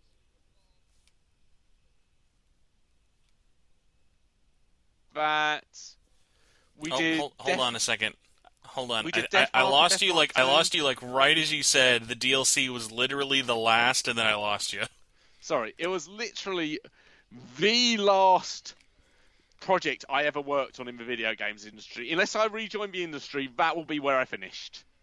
But not a terrible ending point. Yeah, but we also did Spirit Hunter NG, which was awesome. No Good, which was awesome. Loved that game. And I think we did Death Mark 2. Yeah, we did Death Mark 2 as well. Yeah, those I really like. Those are from experience. They do a lot of really, really good RPGs. I was a really, really big fan of that one. I recently got 2. I was really slow to getting visual novels once they stopped coming to Vita, just because my backlog was so massive. But I was such a fan of the first game in NG for Spirit Hunter that when I saw that there was a PS5 version, I was like, I gotta just pick this up. Yeah, I mean, they're probably some of the favourite games I've worked on in recent years because they were really cool. Really, the art style and music on them are absolute fantastic. I'm not a big horror person, but they just have that sort of really creepy vibe, but they're very well done. I really enjoyed working on them. So yeah, they were fun. A lot of automated games. Did some JRPGs as well. Quite a bit of work for Idea Factory International and for Aksys. We didn't really work with any other publishers, but we did quite a bit with them sort of towards the end, where they'd publish the game and we'd sort of do the ports and implement the changes that needed to be made to sort of release in the West.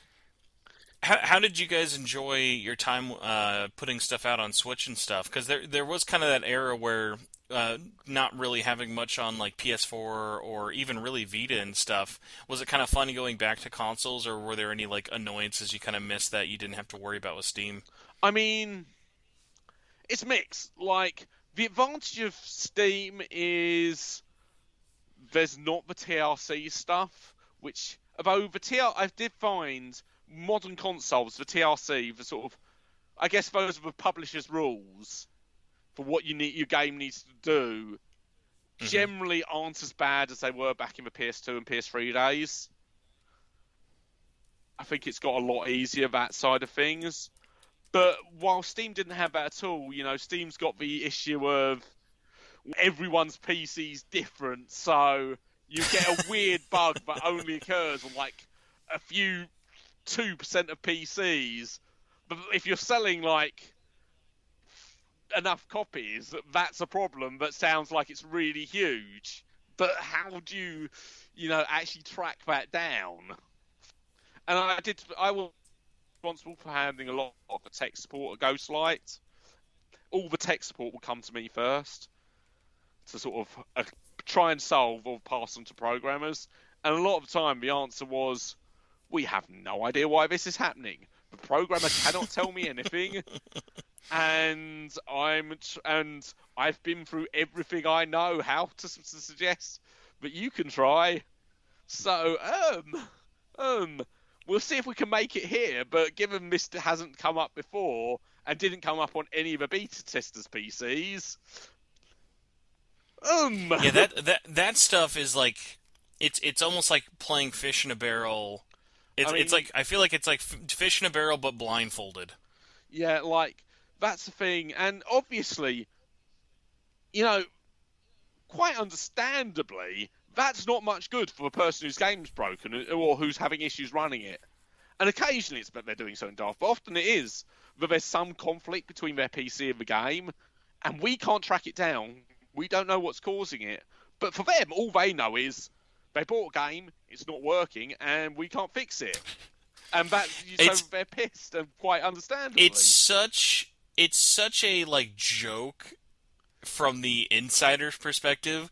Nothing makes me laugh more when I see people earnestly who their first reaction to something like that and just go lazy devs. I mean, I mean, the thing is, working in the budget industry, I wouldn't say lazy so much as developers working in budget games. I wouldn't say lazy so much as developers in trouble trying to get a game out. I wonder how like you feel with it. Even from someone with inside-ish knowledge, but without ever doing any first-hand production work on my side, I still look at every game that ever comes out, asset flip stuff aside, as a miracle. Oh yeah, like every game that from production to publishing, if I can put it in my system and it doesn't blow up, way to go. I mean, it is. And the thing about developing games I've found is a lot of the time they don't actually get good until quite late in the process. So there's kind of this period where you're like, well, I'm hoping this gets good because it's been a while. Is it going to become good, or is it just going to be rubbish?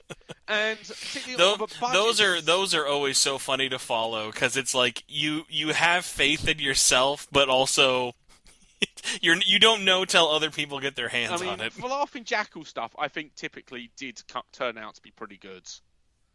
Yeah, I really liked the stuff I'd played.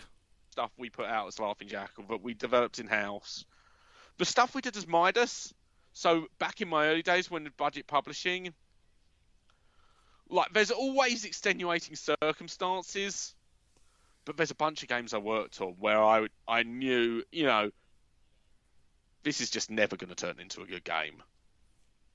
Yeah, and I mean, and a lot of that stuff, especially the kind of more paying the bills sort of games, or just like you're kind of going through the process ones, there are always lessons at least still to be had that I always find interesting, whether even if every game isn't one-upping or bigger and better than the last one and stuff of putting out, there's at least always something interesting to kind of take away or learn from every single game you either work on, cancel, or publish. Yeah, I mean, as a tester, particularly I was quite early in my career, so I didn't really know much of what was going on, so you kind of just saw the final results. And there's some where you know what's happening. Like, one of the things that did kind of suck a bit about testing in the early days budget was when you knew but you were checking the milestones, and it's like, okay, yeah, I know you guys kind of really need the money, but you haven't actually met the milestone, so I'm going to have to go, put this one as an X. And obviously, I'm not making the decisions on whether anyone's getting paid or not. Like, sometimes that milestone bits could be waived if the people above. But it's not a great feeling going, they really need money, but, But it's... I mean, there's some I'm pretty sure I know what was going on. There's one or two games where I would like to go to the developers. What were you thinking at this point? Like, really, what was going on there? And not from design perspective, from no, really, what was going on? You just genuinely need to know, or want to know. How did this... Like, there's one game we never released because we actually got it through Nintendo. It took an age, but it was just too bad to release. Was it one that you had ported, or like one you get to develop? It wasn't one we did in house. We picked it up at a late stage after another publisher dropped it, so it was being developed by another company, and we managed to get it finished with them. You know, they did the development work and got it finished, but oh man, it took so long, and we thought it'd be a short project, like a few months, because it was nearly done. It just dragged on, and it was. What was this ever announced, or are you guys not able to say I what think it it is? might have been announced, but I can't really remember. I don't want to say names because, like, but it was a kind of racing game, and oh man, you just want to go. What were you guys doing? Like, why did you think that when we said the loading screen crashed after 5 seconds, was it okay to send us a bill where it crashed after 8 seconds? Now I think I know what it is, and I can't wait to ask you off the record because I'm like 90% sure I think I know what it might be. Released, so it's a totally unreleased game. I did find. Oh, like so, not even on other platforms. Never released on anything. Oh, okay. Then I'm very all curious. All I'm going to say is it was I think it was DS, but okay. Yeah, it was a budget game we picked up. I'm not going to say any names because it's not really fair. I don't know what the developers were going through, but it was a frustrating project to work on. And yeah, the other one is the time I think one of our budget games won Worst Wii Game of the Year in one of the Nintendo magazines. I think it might be Worst Wii Game of the Year, like 2009 or 2010. Listen, don't let the haters get to you. Everybody ice skate dancing on the Wii still holds up. We busted out of my house. It's not that one. It's the Midas game. And the comment underneath, which always made everyone in the office laugh, particularly as it was one we were doing because we signed the game and then things happened with the developer. And so just getting it out was a minor miracle. But the comment underneath was, or any other year. It gets this title in perpetuity. The thing is, my reaction was, oh, come on, it's not even the third, it's probably only the third worst title I've worked on this year.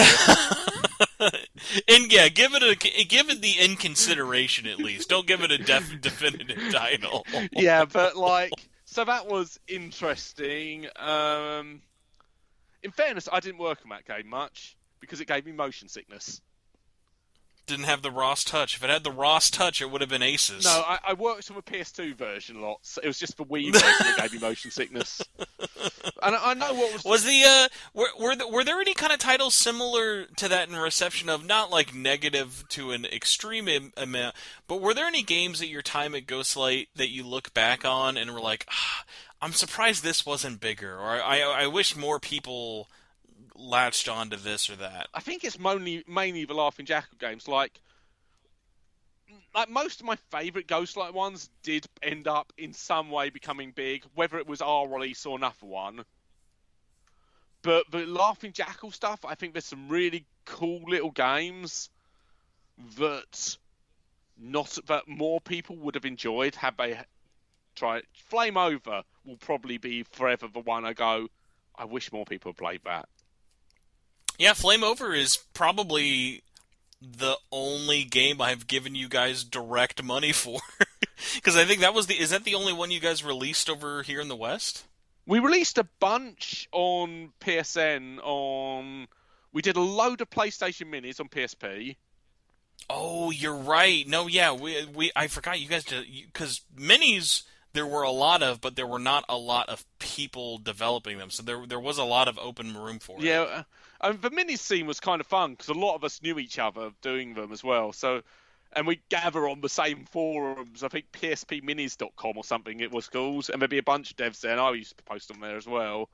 A few of us did. Oh no! I forgot. You guys also did OMG Zombies. I have that one as well. The Zombies game. I mean, it was very cheap, but actually quite a lot of people picked that one up. People love a cheap zombie game. It was, and that's a really cool game. Out of the Laughing Jackal stuff, my favourite three are probably Zombies #1, Flame Over #2, and Cubics HD, which was a really cool little take on kicks. I'm trying to remember what was Cubics on for console. PS3, and then it came to Steam. Okay, that's And why. Because I was like, I've seen it on. I remember seeing it on the PlayStation Store. I just couldn't remember if it had a portable yeah, release or we did not. well, the original Cubics was just a mini, and then we liked it enough. We did a sort of fully featured, full fat version, Cubics HD, which isn't just HDified. It has like a lot of new features. I now that I'm looking at the website, which thank God it's still up. I need you to tell me was because I'm trying to decide if this was a mini or not. Because I'm gonna bust out my Vita just to like see if I'm going crazy or not. Was Hungry Giraffe a mini or not a mini? It was a mini. It was a mini. I think it also had a mobile release. Oh, PS Mobile, yeah. Oh man, so many games were missed on that one. I'm still so sad they took down that whole store. I feel like they could have at least just left it up. Like they left all the minis up. You can still buy the I PlayStation actually mini forgot it games. was a PlayStation Mobile. I think it had an iPhone release as well. I was Maybe. gonna be like, man, the holy trinity. We've got firefighters, zombies, and giraffes. We just could have had it all in one system. One of my favourite things about Hungry Giraffe was, it's actually one of my favourite blogs I wrote was like a how to get care for your giraffe blog, or about the feature, sort of describing the features. I kind of remember like giraffes are playful animals and love hard hats or something along those lines, and we kept getting Google hits on like, how do I look after a giraffe? What do giraffes eat? And I really hope that we did not indirectly lead to someone trying to feed their giraffe a hamburger. Oh my god, Because we that did a that is various so food. funny. I listed the foods they could eat and the effects they had. So I'm hoping no one took that seriously and went, right, I have possession of a giraffe. Let's give it pizza. I don't quite know how they'd come into possession of a giraffe, but we did keep getting hits on what do giraffes eat, how to take care of a giraffe on those blogs. Yeah, I feel like if we released a modern day version of Hungry Giraffe, it would have to be like one of those simulator games, like Giraffe Feeding Simulator. I loved. As I say, my two favourite blogs I've written were those ones, just because how much fun I had with trying to implement the actual mechanics of the game into how to care for a giraffe. Man, that is so funny. I'm gonna have to. I'm pulling it up now. Like I said, the minis version should still be there. So let's see if in 2025 I'm still able to find Hungry Giraffe on the store. Yeah, it was a cool title. All right, not on the US one. We'll see if I can find it on the other regions for it, because that would have been. I'm pretty sure minis and PS Mobile games were all, you ported it to one and it just went to all regions. Yeah. The other ones I actually quite liked were the Fighting Fantasy games we did on PlayStation Mini. They were cool, and I got to meet Steve Jackson, which was pretty cool. Oh, how'd that happen? I was at a convention, MCM Expo in London, and I think someone else who'd worked with him had him on their stand, and I chatted to that person. So, and they were like, introduced me to him. But I also dealt with him over email. He told me off because I got the names the wrong way around. Ian Livingston and Steve Jackson. He was very polite about it. But he was like, "No, you're supposed to." Oh, sorry. That's too funny. Yeah, and the other one, which actually I came up with the original concept for, although it's my least favourite Laughing Jackal Mini, was Orbit.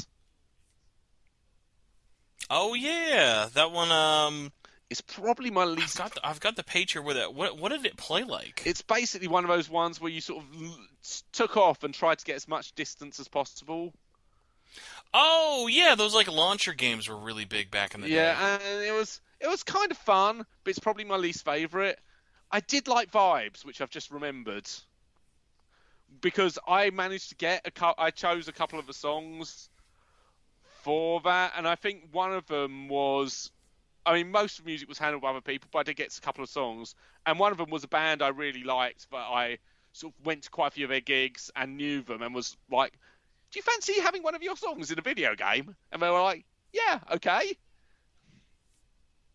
See, what I can't get over is I forgot that you guys did themes back on the PS3. Oh God, I'm yeah. surprised.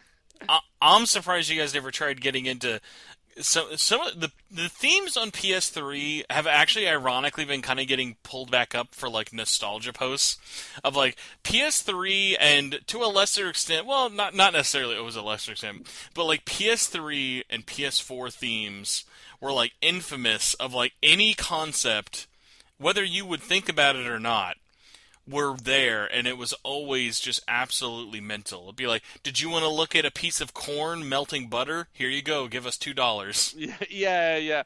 I mean, at the time, I think it's because we had a fair few artists who weren't doing much, so it's like, why not have them make PS3 themes and see if we could get some extra money that way? I don't know. I have no idea how they sold at all, but we did quite a few. I just love. I loved because there were those developers who like only did themes, and I would always be so interested. I'm like, just think like 365 days in a year, all you're doing is making themes.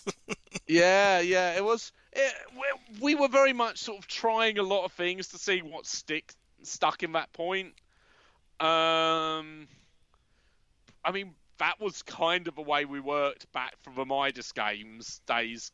You know, we try a lot of stuff, kind of almost throw it at the wall, and saw what stuck and what was popular and what took off, which is how Ghostlight came to be. And the Laughing Jackal stuff basically came about because it was originally there just to provide support for Midas and Ghostlight, but we had the time to create our own games, so why not try doing a few? And some of them the minis did quite well for us. Like I think we did pretty well on minis. Our most downloaded game, it might be one of the most downloaded games we've ever done, is Duel Invaders, simply because that was the game available for free when PSN came back after the PSN hack, and everyone got that was one of the offered games for free. And yeah, everyone got PS Plus free for a month, and that was one of the games that was available for free then. So we got loads of downloads because it just happened. That was because they always try to do, I think, one or two minis each month, and it just so happened that was the month they chosen to do Duel Invaders.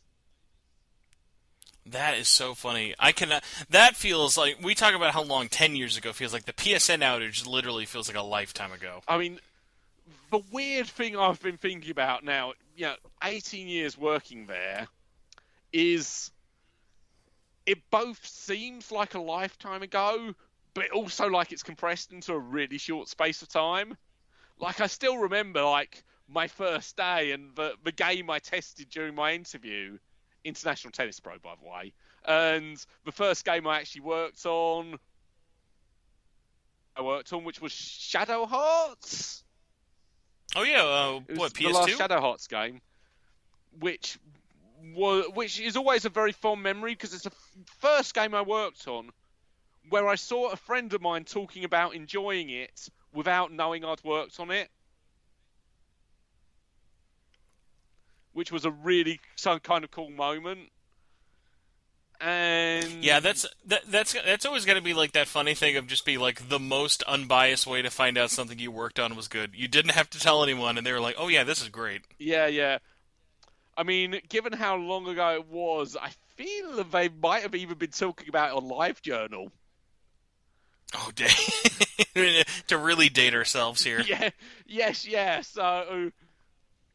Might have been Facebook. It wasn't MySpace, but it was quite an old social media platform. Their GeoCities just got shut down, so they had to move over to LiveJournal. God, yeah. And so that was a cool moment. And I really liked Shadow Hearts. Other stuff I worked on, like I worked on a cricket management sim, which was interesting. Back in the day. Now, I was going to say, are you a cricket fan, though? I am. I used to play, actually. So I've always been okay. really into... I was, like, medium rubbish, I guess. It's probably the best way. I mean, cricket is a hard game, though. I was a bowler, and I was not great. I mean, I had some things I was kind of good at. I could get I could control the ball and get the ball to move both ways, which is actually a pretty difficult skill and quite useful. And if I'd had either that would have probably been enough to make me a pretty decent player. Unfortunately, I had no pace to my bowling, and I was completely inaccurate. So as it was, I was very much club level medium pace. So you pick on against the weaker batsmen and hope I wouldn't maybe get them out because they wouldn't know which way it was going to move. Oh man, we're really bookending this show on every Atlus fan's most popular topic of starting with politics talk, ending with cricket talk. Yeah, perhaps we should get back to Atlus for the end of it. Just to... Well, actually, mildly related, but I was curious. I know how the Idea Factory relationship came up. How did you guys get in bed with Aksys Games? Well, Aksys, obviously, we'd worked with them. Or sort of work with them with the Aksys games because they did the US release and they talked to us. I can't remember what happened with the first one because I know they used a completely different translation in the end for the first one, but we used their translations for the second and third. And I know there'd been some contact at that point and possibly before. I think I remember one of the guys saying that someone who the person who used to deal with external companies saying that he knew someone fairly high up at Aksys from a different role at a different company, but I can't remember what it was. And then, kind of funnily enough, I used to just no one else used to check them, but I'd occasionally check the random inboxes we had for our various companies, like the contact thing, because it was all spam, so we never used to check it much, but I'd occasionally check. And one day I found it was an email from a guy from Aksys, and I checked the email to make sure it just was asking about the potential of us it was in the Laughing Jackal mailbox, asking about the potential for us to work with them on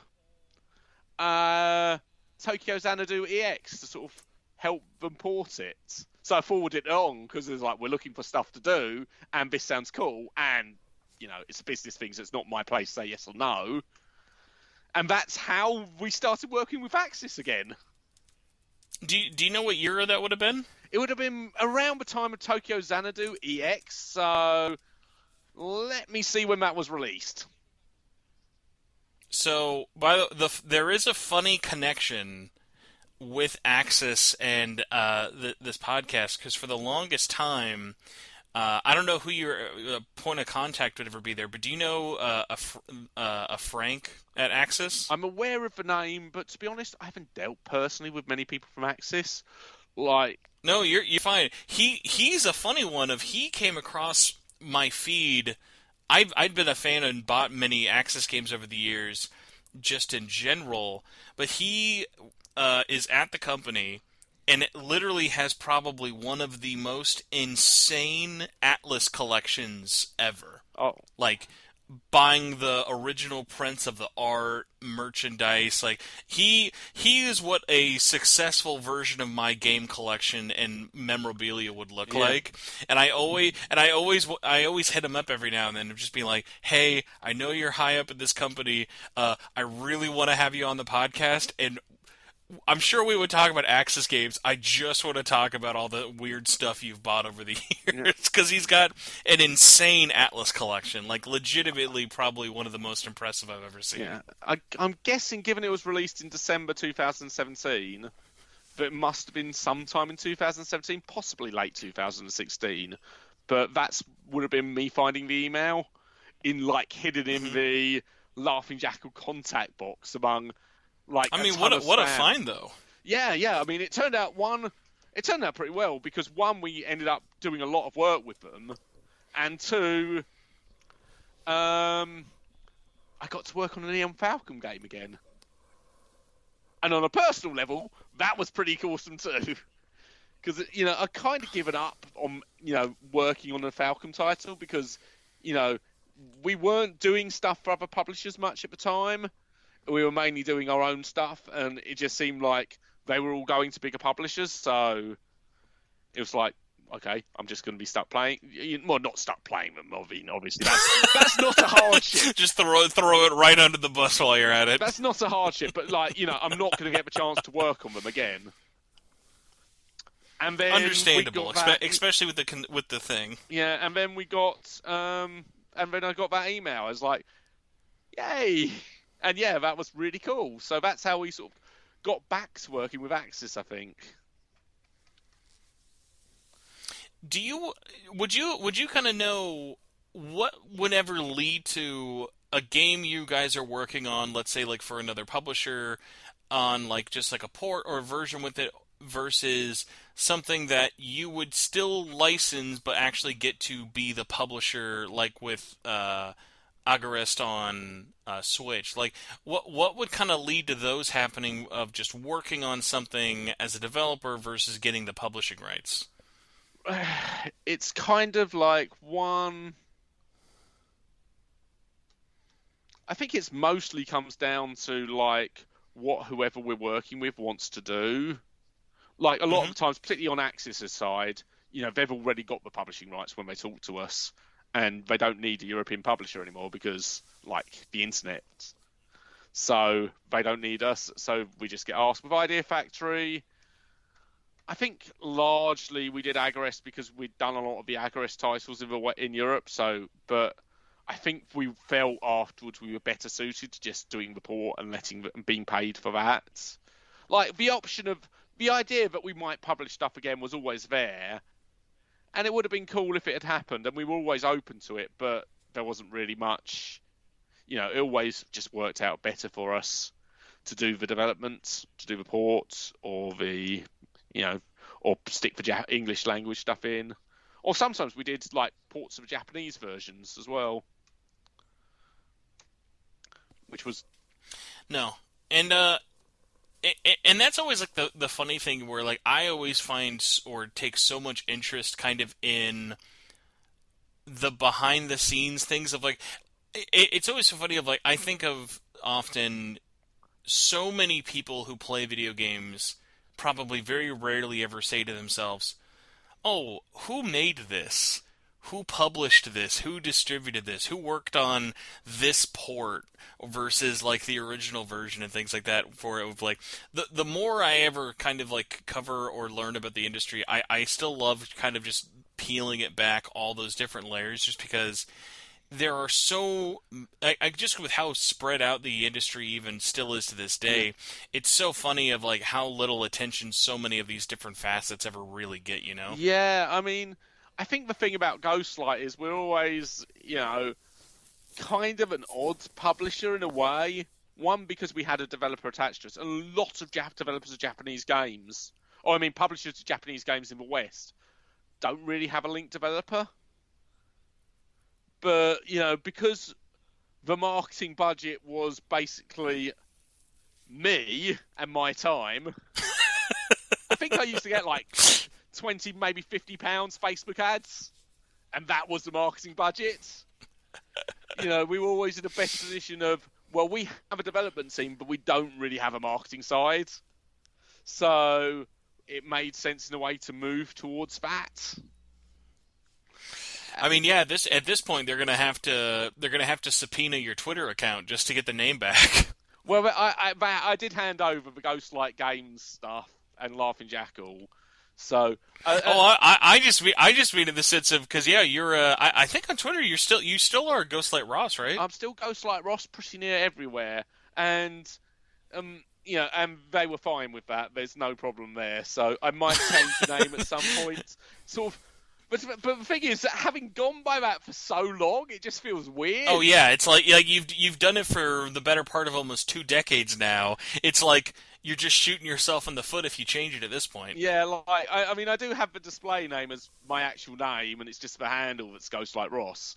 But like all my social media has been that for years, because I actually started the Twitter account in part.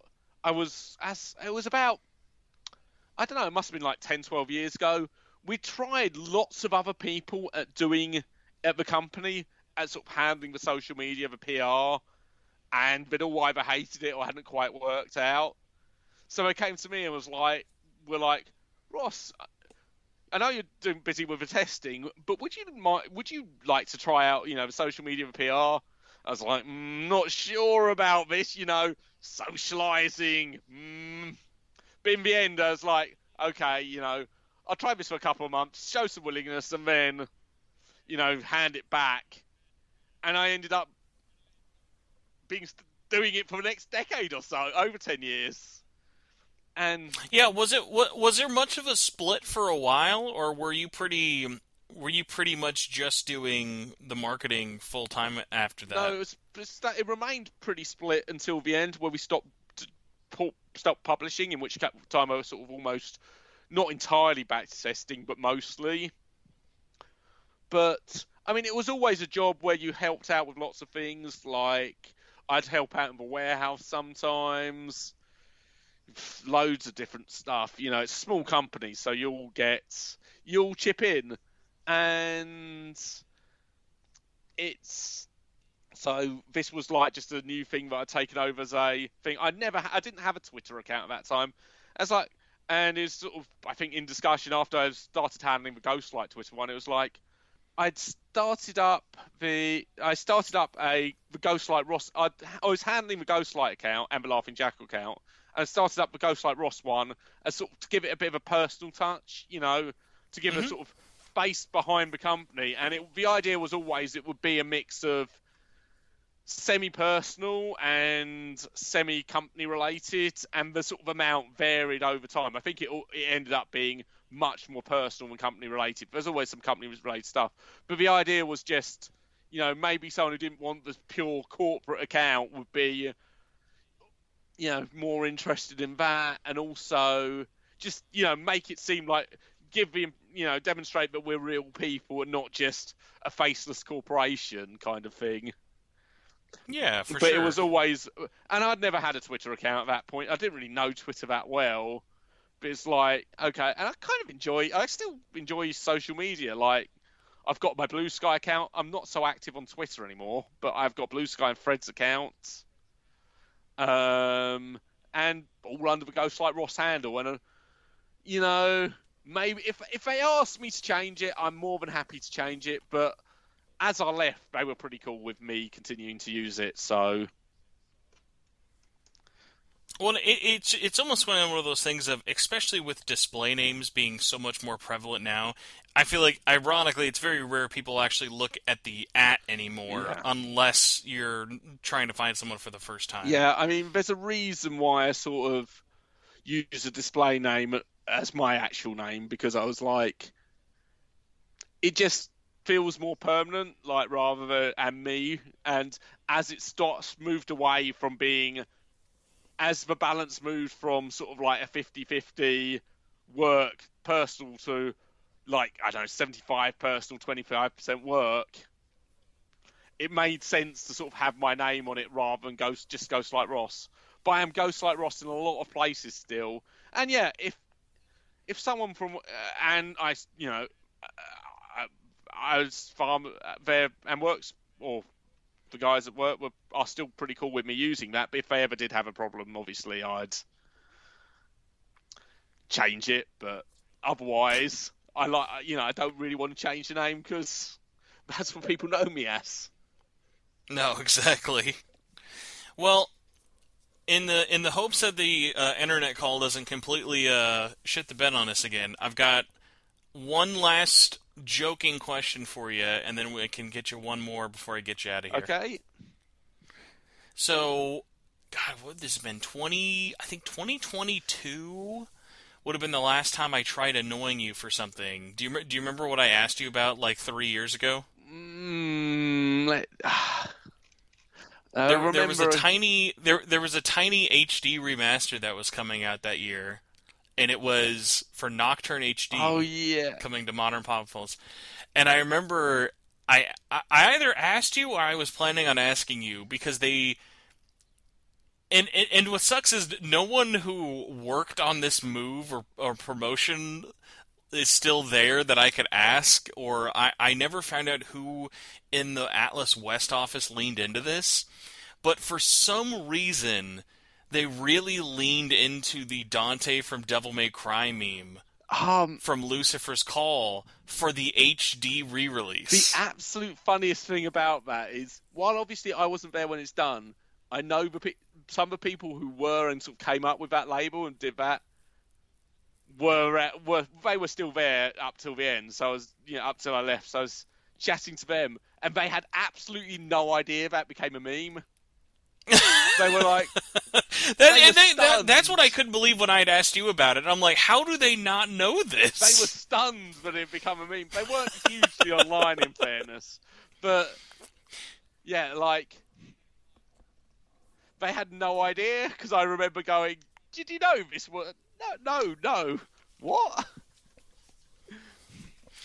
Well, what's funny about the original meme of the Dante from Devil May Cry series is it's almost like a. Are you aware of like the Bernstein bear thing? Sorry, you cut out slightly there. Oh no. So do you know there's like a a better name for it, like, so you know the Mandela effect? Yeah, yeah, It's like that, where everyone for years knew about the meme and the image from the Lucifer's Call box, but everyone just assumed it was on our release here for Nocturne, and it never was. yeah. Like that Was logo and everything, the like whoever, because I remember I reached out to you. One of the first things, I think this was even before the HD release had come out, was I was trying to see if you remember who made the logo. yeah, Because it is such a, like, it's such a simple thing, but it is funny of like how that specific typeset, logo, and everything is still persisted all these years later, even yeah. without the memes, but especially now. But it was so funny of like everyone knows this. Like, I think that meme has been used more than people who probably bought Lucifer's Call. Yeah, like unfortunately, like because they, my manager who was there at the time and would have been involved just did it had it done with someone, has had someone do it and stuck it in the box and didn't really think about it after that. So he couldn't. I think, as I say, he was stunned it was a meme, but he didn't. I don't think he necessarily remembered who did it. I can't remember now, but what he said. But yeah, that was like, he was totally surprised that was a meme, but people still talked about it. So the other weirdest thing, and this one I don't think I ever even showed you, Atlus leaned into it so hard with the marketing of the HD release that they made pins. They made pins and printed official Atlus merchandise with that logo. Wow. Yeah. And it was like, I just thought it was so funny of like, how does no one working at this, because in Japan this is not a meme at all, it's very strictly a Yeah. Western only Yeah. meme, but it was just so funny to me that like, even at the time I talked to some friends who were working on it from like a production side, who were like doing the translating, and I was like, does like anybody in the office like know that that's not a thing you guys started? It's just like, because it's just so funny of like, obviously they hold the rights to the IP, or at least for the Yeah. logo. It's ironic they don't even own the rights to Devil May Cry, but it was just so funny of like, it would be like going into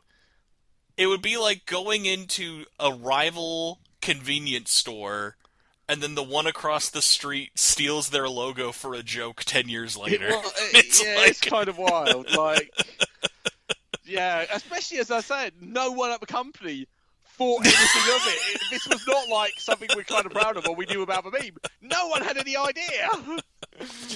I don't want this to come across as an insult, but I do think it legitimately might be said. Like, if you trace the history back to Ghostlight with Lucifer's Call, that might be the most popular thing you guys have ever done, just from eyeballs reached. Quite possibly.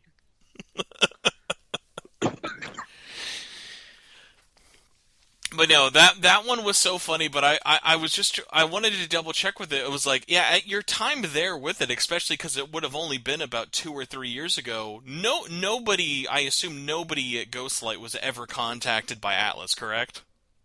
I wouldn't actually know. Like, if my boss was if the director who dealt with them was contacted about it, I don't think he'd have mentioned it to me, so I couldn't tell you.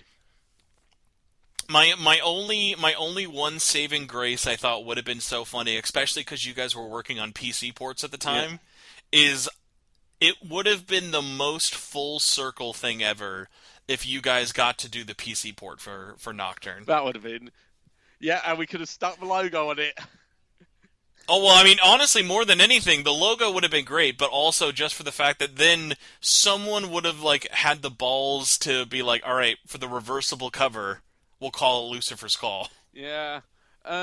Maybe we could have done a Steam emoji with the logo, but yeah, I mean, it was called Lucifer's Call, I think, because There was another game called yeah, there was Nocturne another out at game the called time that had the Nocturne out, copyright. so we couldn't use that. So, to be honest, I actually prefer the Lucifer's Call name.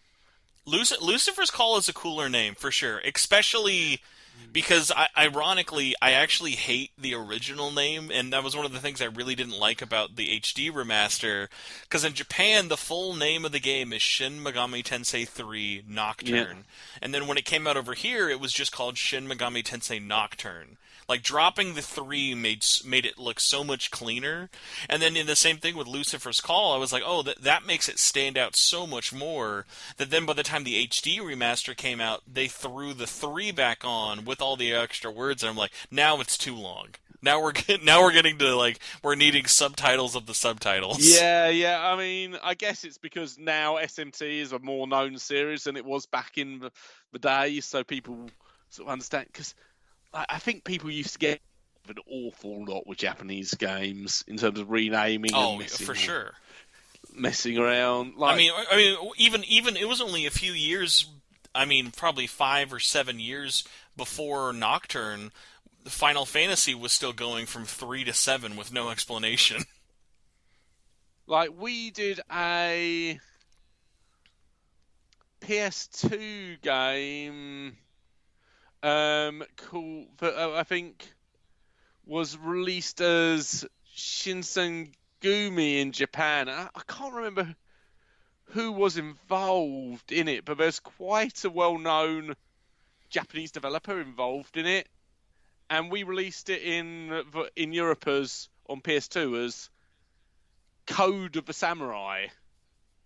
Oh yeah. And I can't remember who the developer was, but there was actually an internal battle over that one because marketing wanted to name it World Super Police Samurai Edition. Was this the same marketing company who decided to call the Teenage Mutant Ninja Turtles the Teenage Hero Patrol Squad?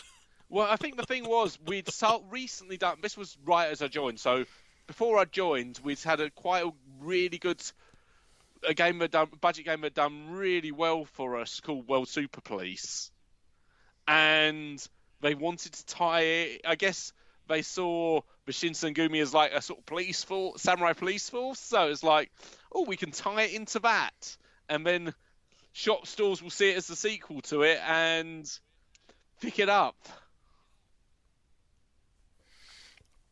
I love like the weird stories of like regional name differences. The one that never ceases to stop being funny to me that like I'm surprised I'm surprised no one's ever made like either a website or like an account dedicated to this because you could easily post at least one thing a day from it of movie titles across various countries is like the funniest thing to me.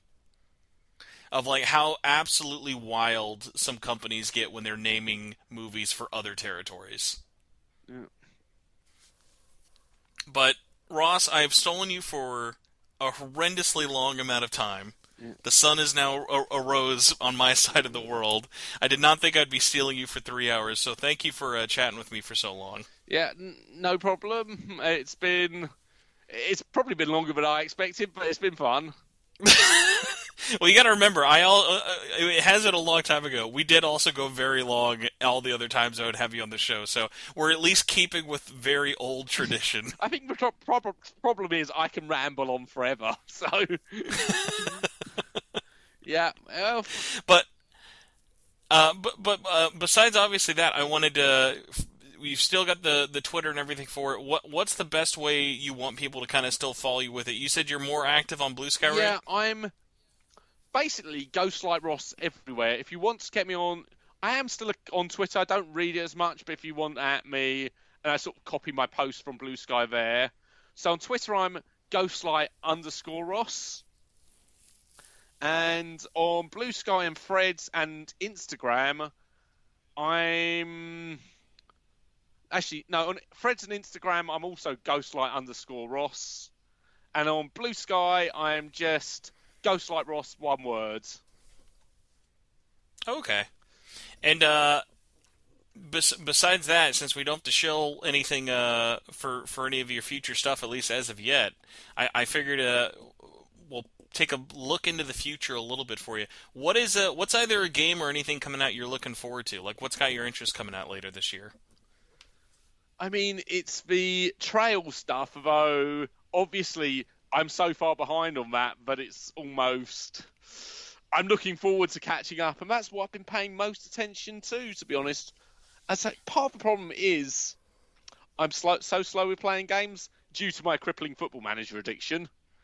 But, I'm... The games delay the games. Yeah, but I'm so far behind, but it's like, well, when I finish all these games I want to play, then I'll look at the next lot.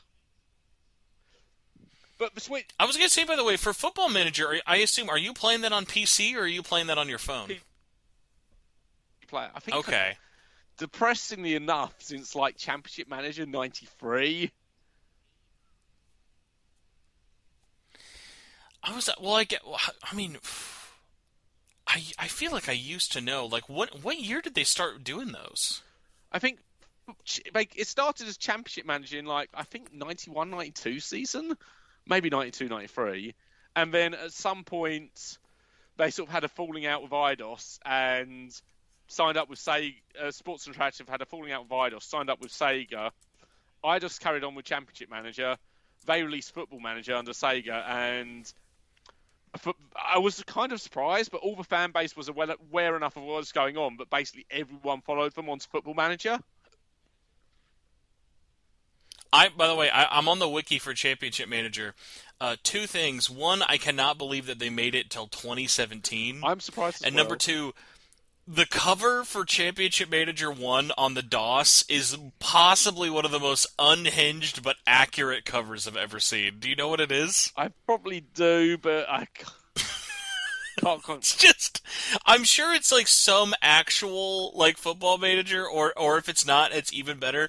It's just a manager on the sidelines holding a ball in one hand and pointing assumingly at the ref very angrily, and then next to his face it just says the most realistic football management simulation ever. God, yeah, I'm looking at it now. Wow.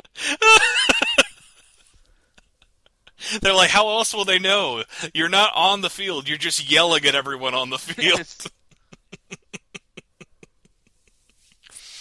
Well, Ross, I look forward to our very controversial return. I'll have to drag you on for Football Manager 20. Will it be 25 this year or 26? I mean, it will be 26, assuming it comes out when they're... Knock on wood, yes. Yeah. I mean, Football Manager 26, so fingers crossed.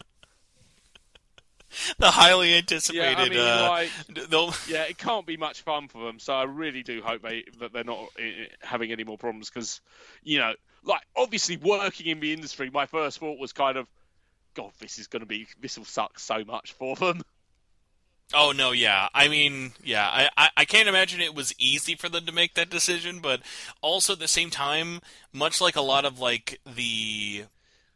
why am I forgetting their name? The company who does Total War as well. People always forget, but Sega makes a insane amount of money from the Football Manager games. Those are very quiet killers for sales. They're huge in the UK. I mean, I don't know if they're as big as they used to be in the UK, but they were it was a known thing that there'd be a suspicious amount of sick days on release. I think like probably in its peak was when you would see them release it on even consoles, phones, and PC all at the same time. Yeah. That was always when I was like surprised when you would like when there was like a PSP version of it. I was like, Yeah. who's playing this on their PSP? But there were people doing it. Yeah, I mean, it's always been big in the UK, but there's certainly a point where it's absolutely massive here. I think it's still pretty big, and I think it's doing better overseas now. So, they've kind of made up for that with, but I don't obviously. I'm going on vague impressions rather than any understanding of their numbers. So, So it's higher than 1. Definitely not as low as 0. yeah.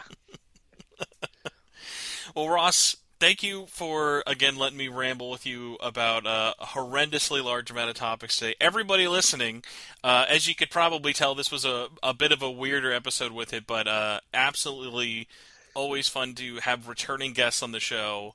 And I figured what better time than to rein it in. We were going to wait for the 20th anniversary, but we jumped the gun by like 2 years. So. Yeah, I was sort of hoping that I'd see out 20 years at Ghostlight, but some things are you not. get a massive copper statue for 20 years. They had to cut you early on that one. Some things are just not meant to be, and they've always treated me really well, so there's no bitterness on my part.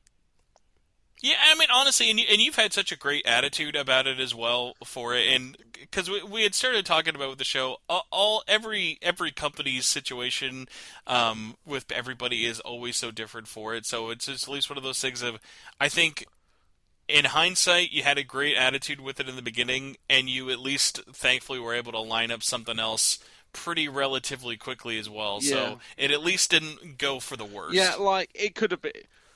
Ghostlight treated me a lot better than they had to, and I found a job relatively quickly. So, I'm doing okay. I'm not bitter at all. It's, it was fun while it lasted, but 18 years is a really good run. And I should probably stop talking now because otherwise I'll start again. Now remember, everybody. If you want to support Ross, there's his eBay listing for $5,000. The low price of $5,000, you can buy his copy of Persona 3 Portable. I'll even sign it. But there is still $20 shipping. We can. We're not budging on the shipping. Don't even ask about the free shipping. I mean, what does it look like? I'm running a charity.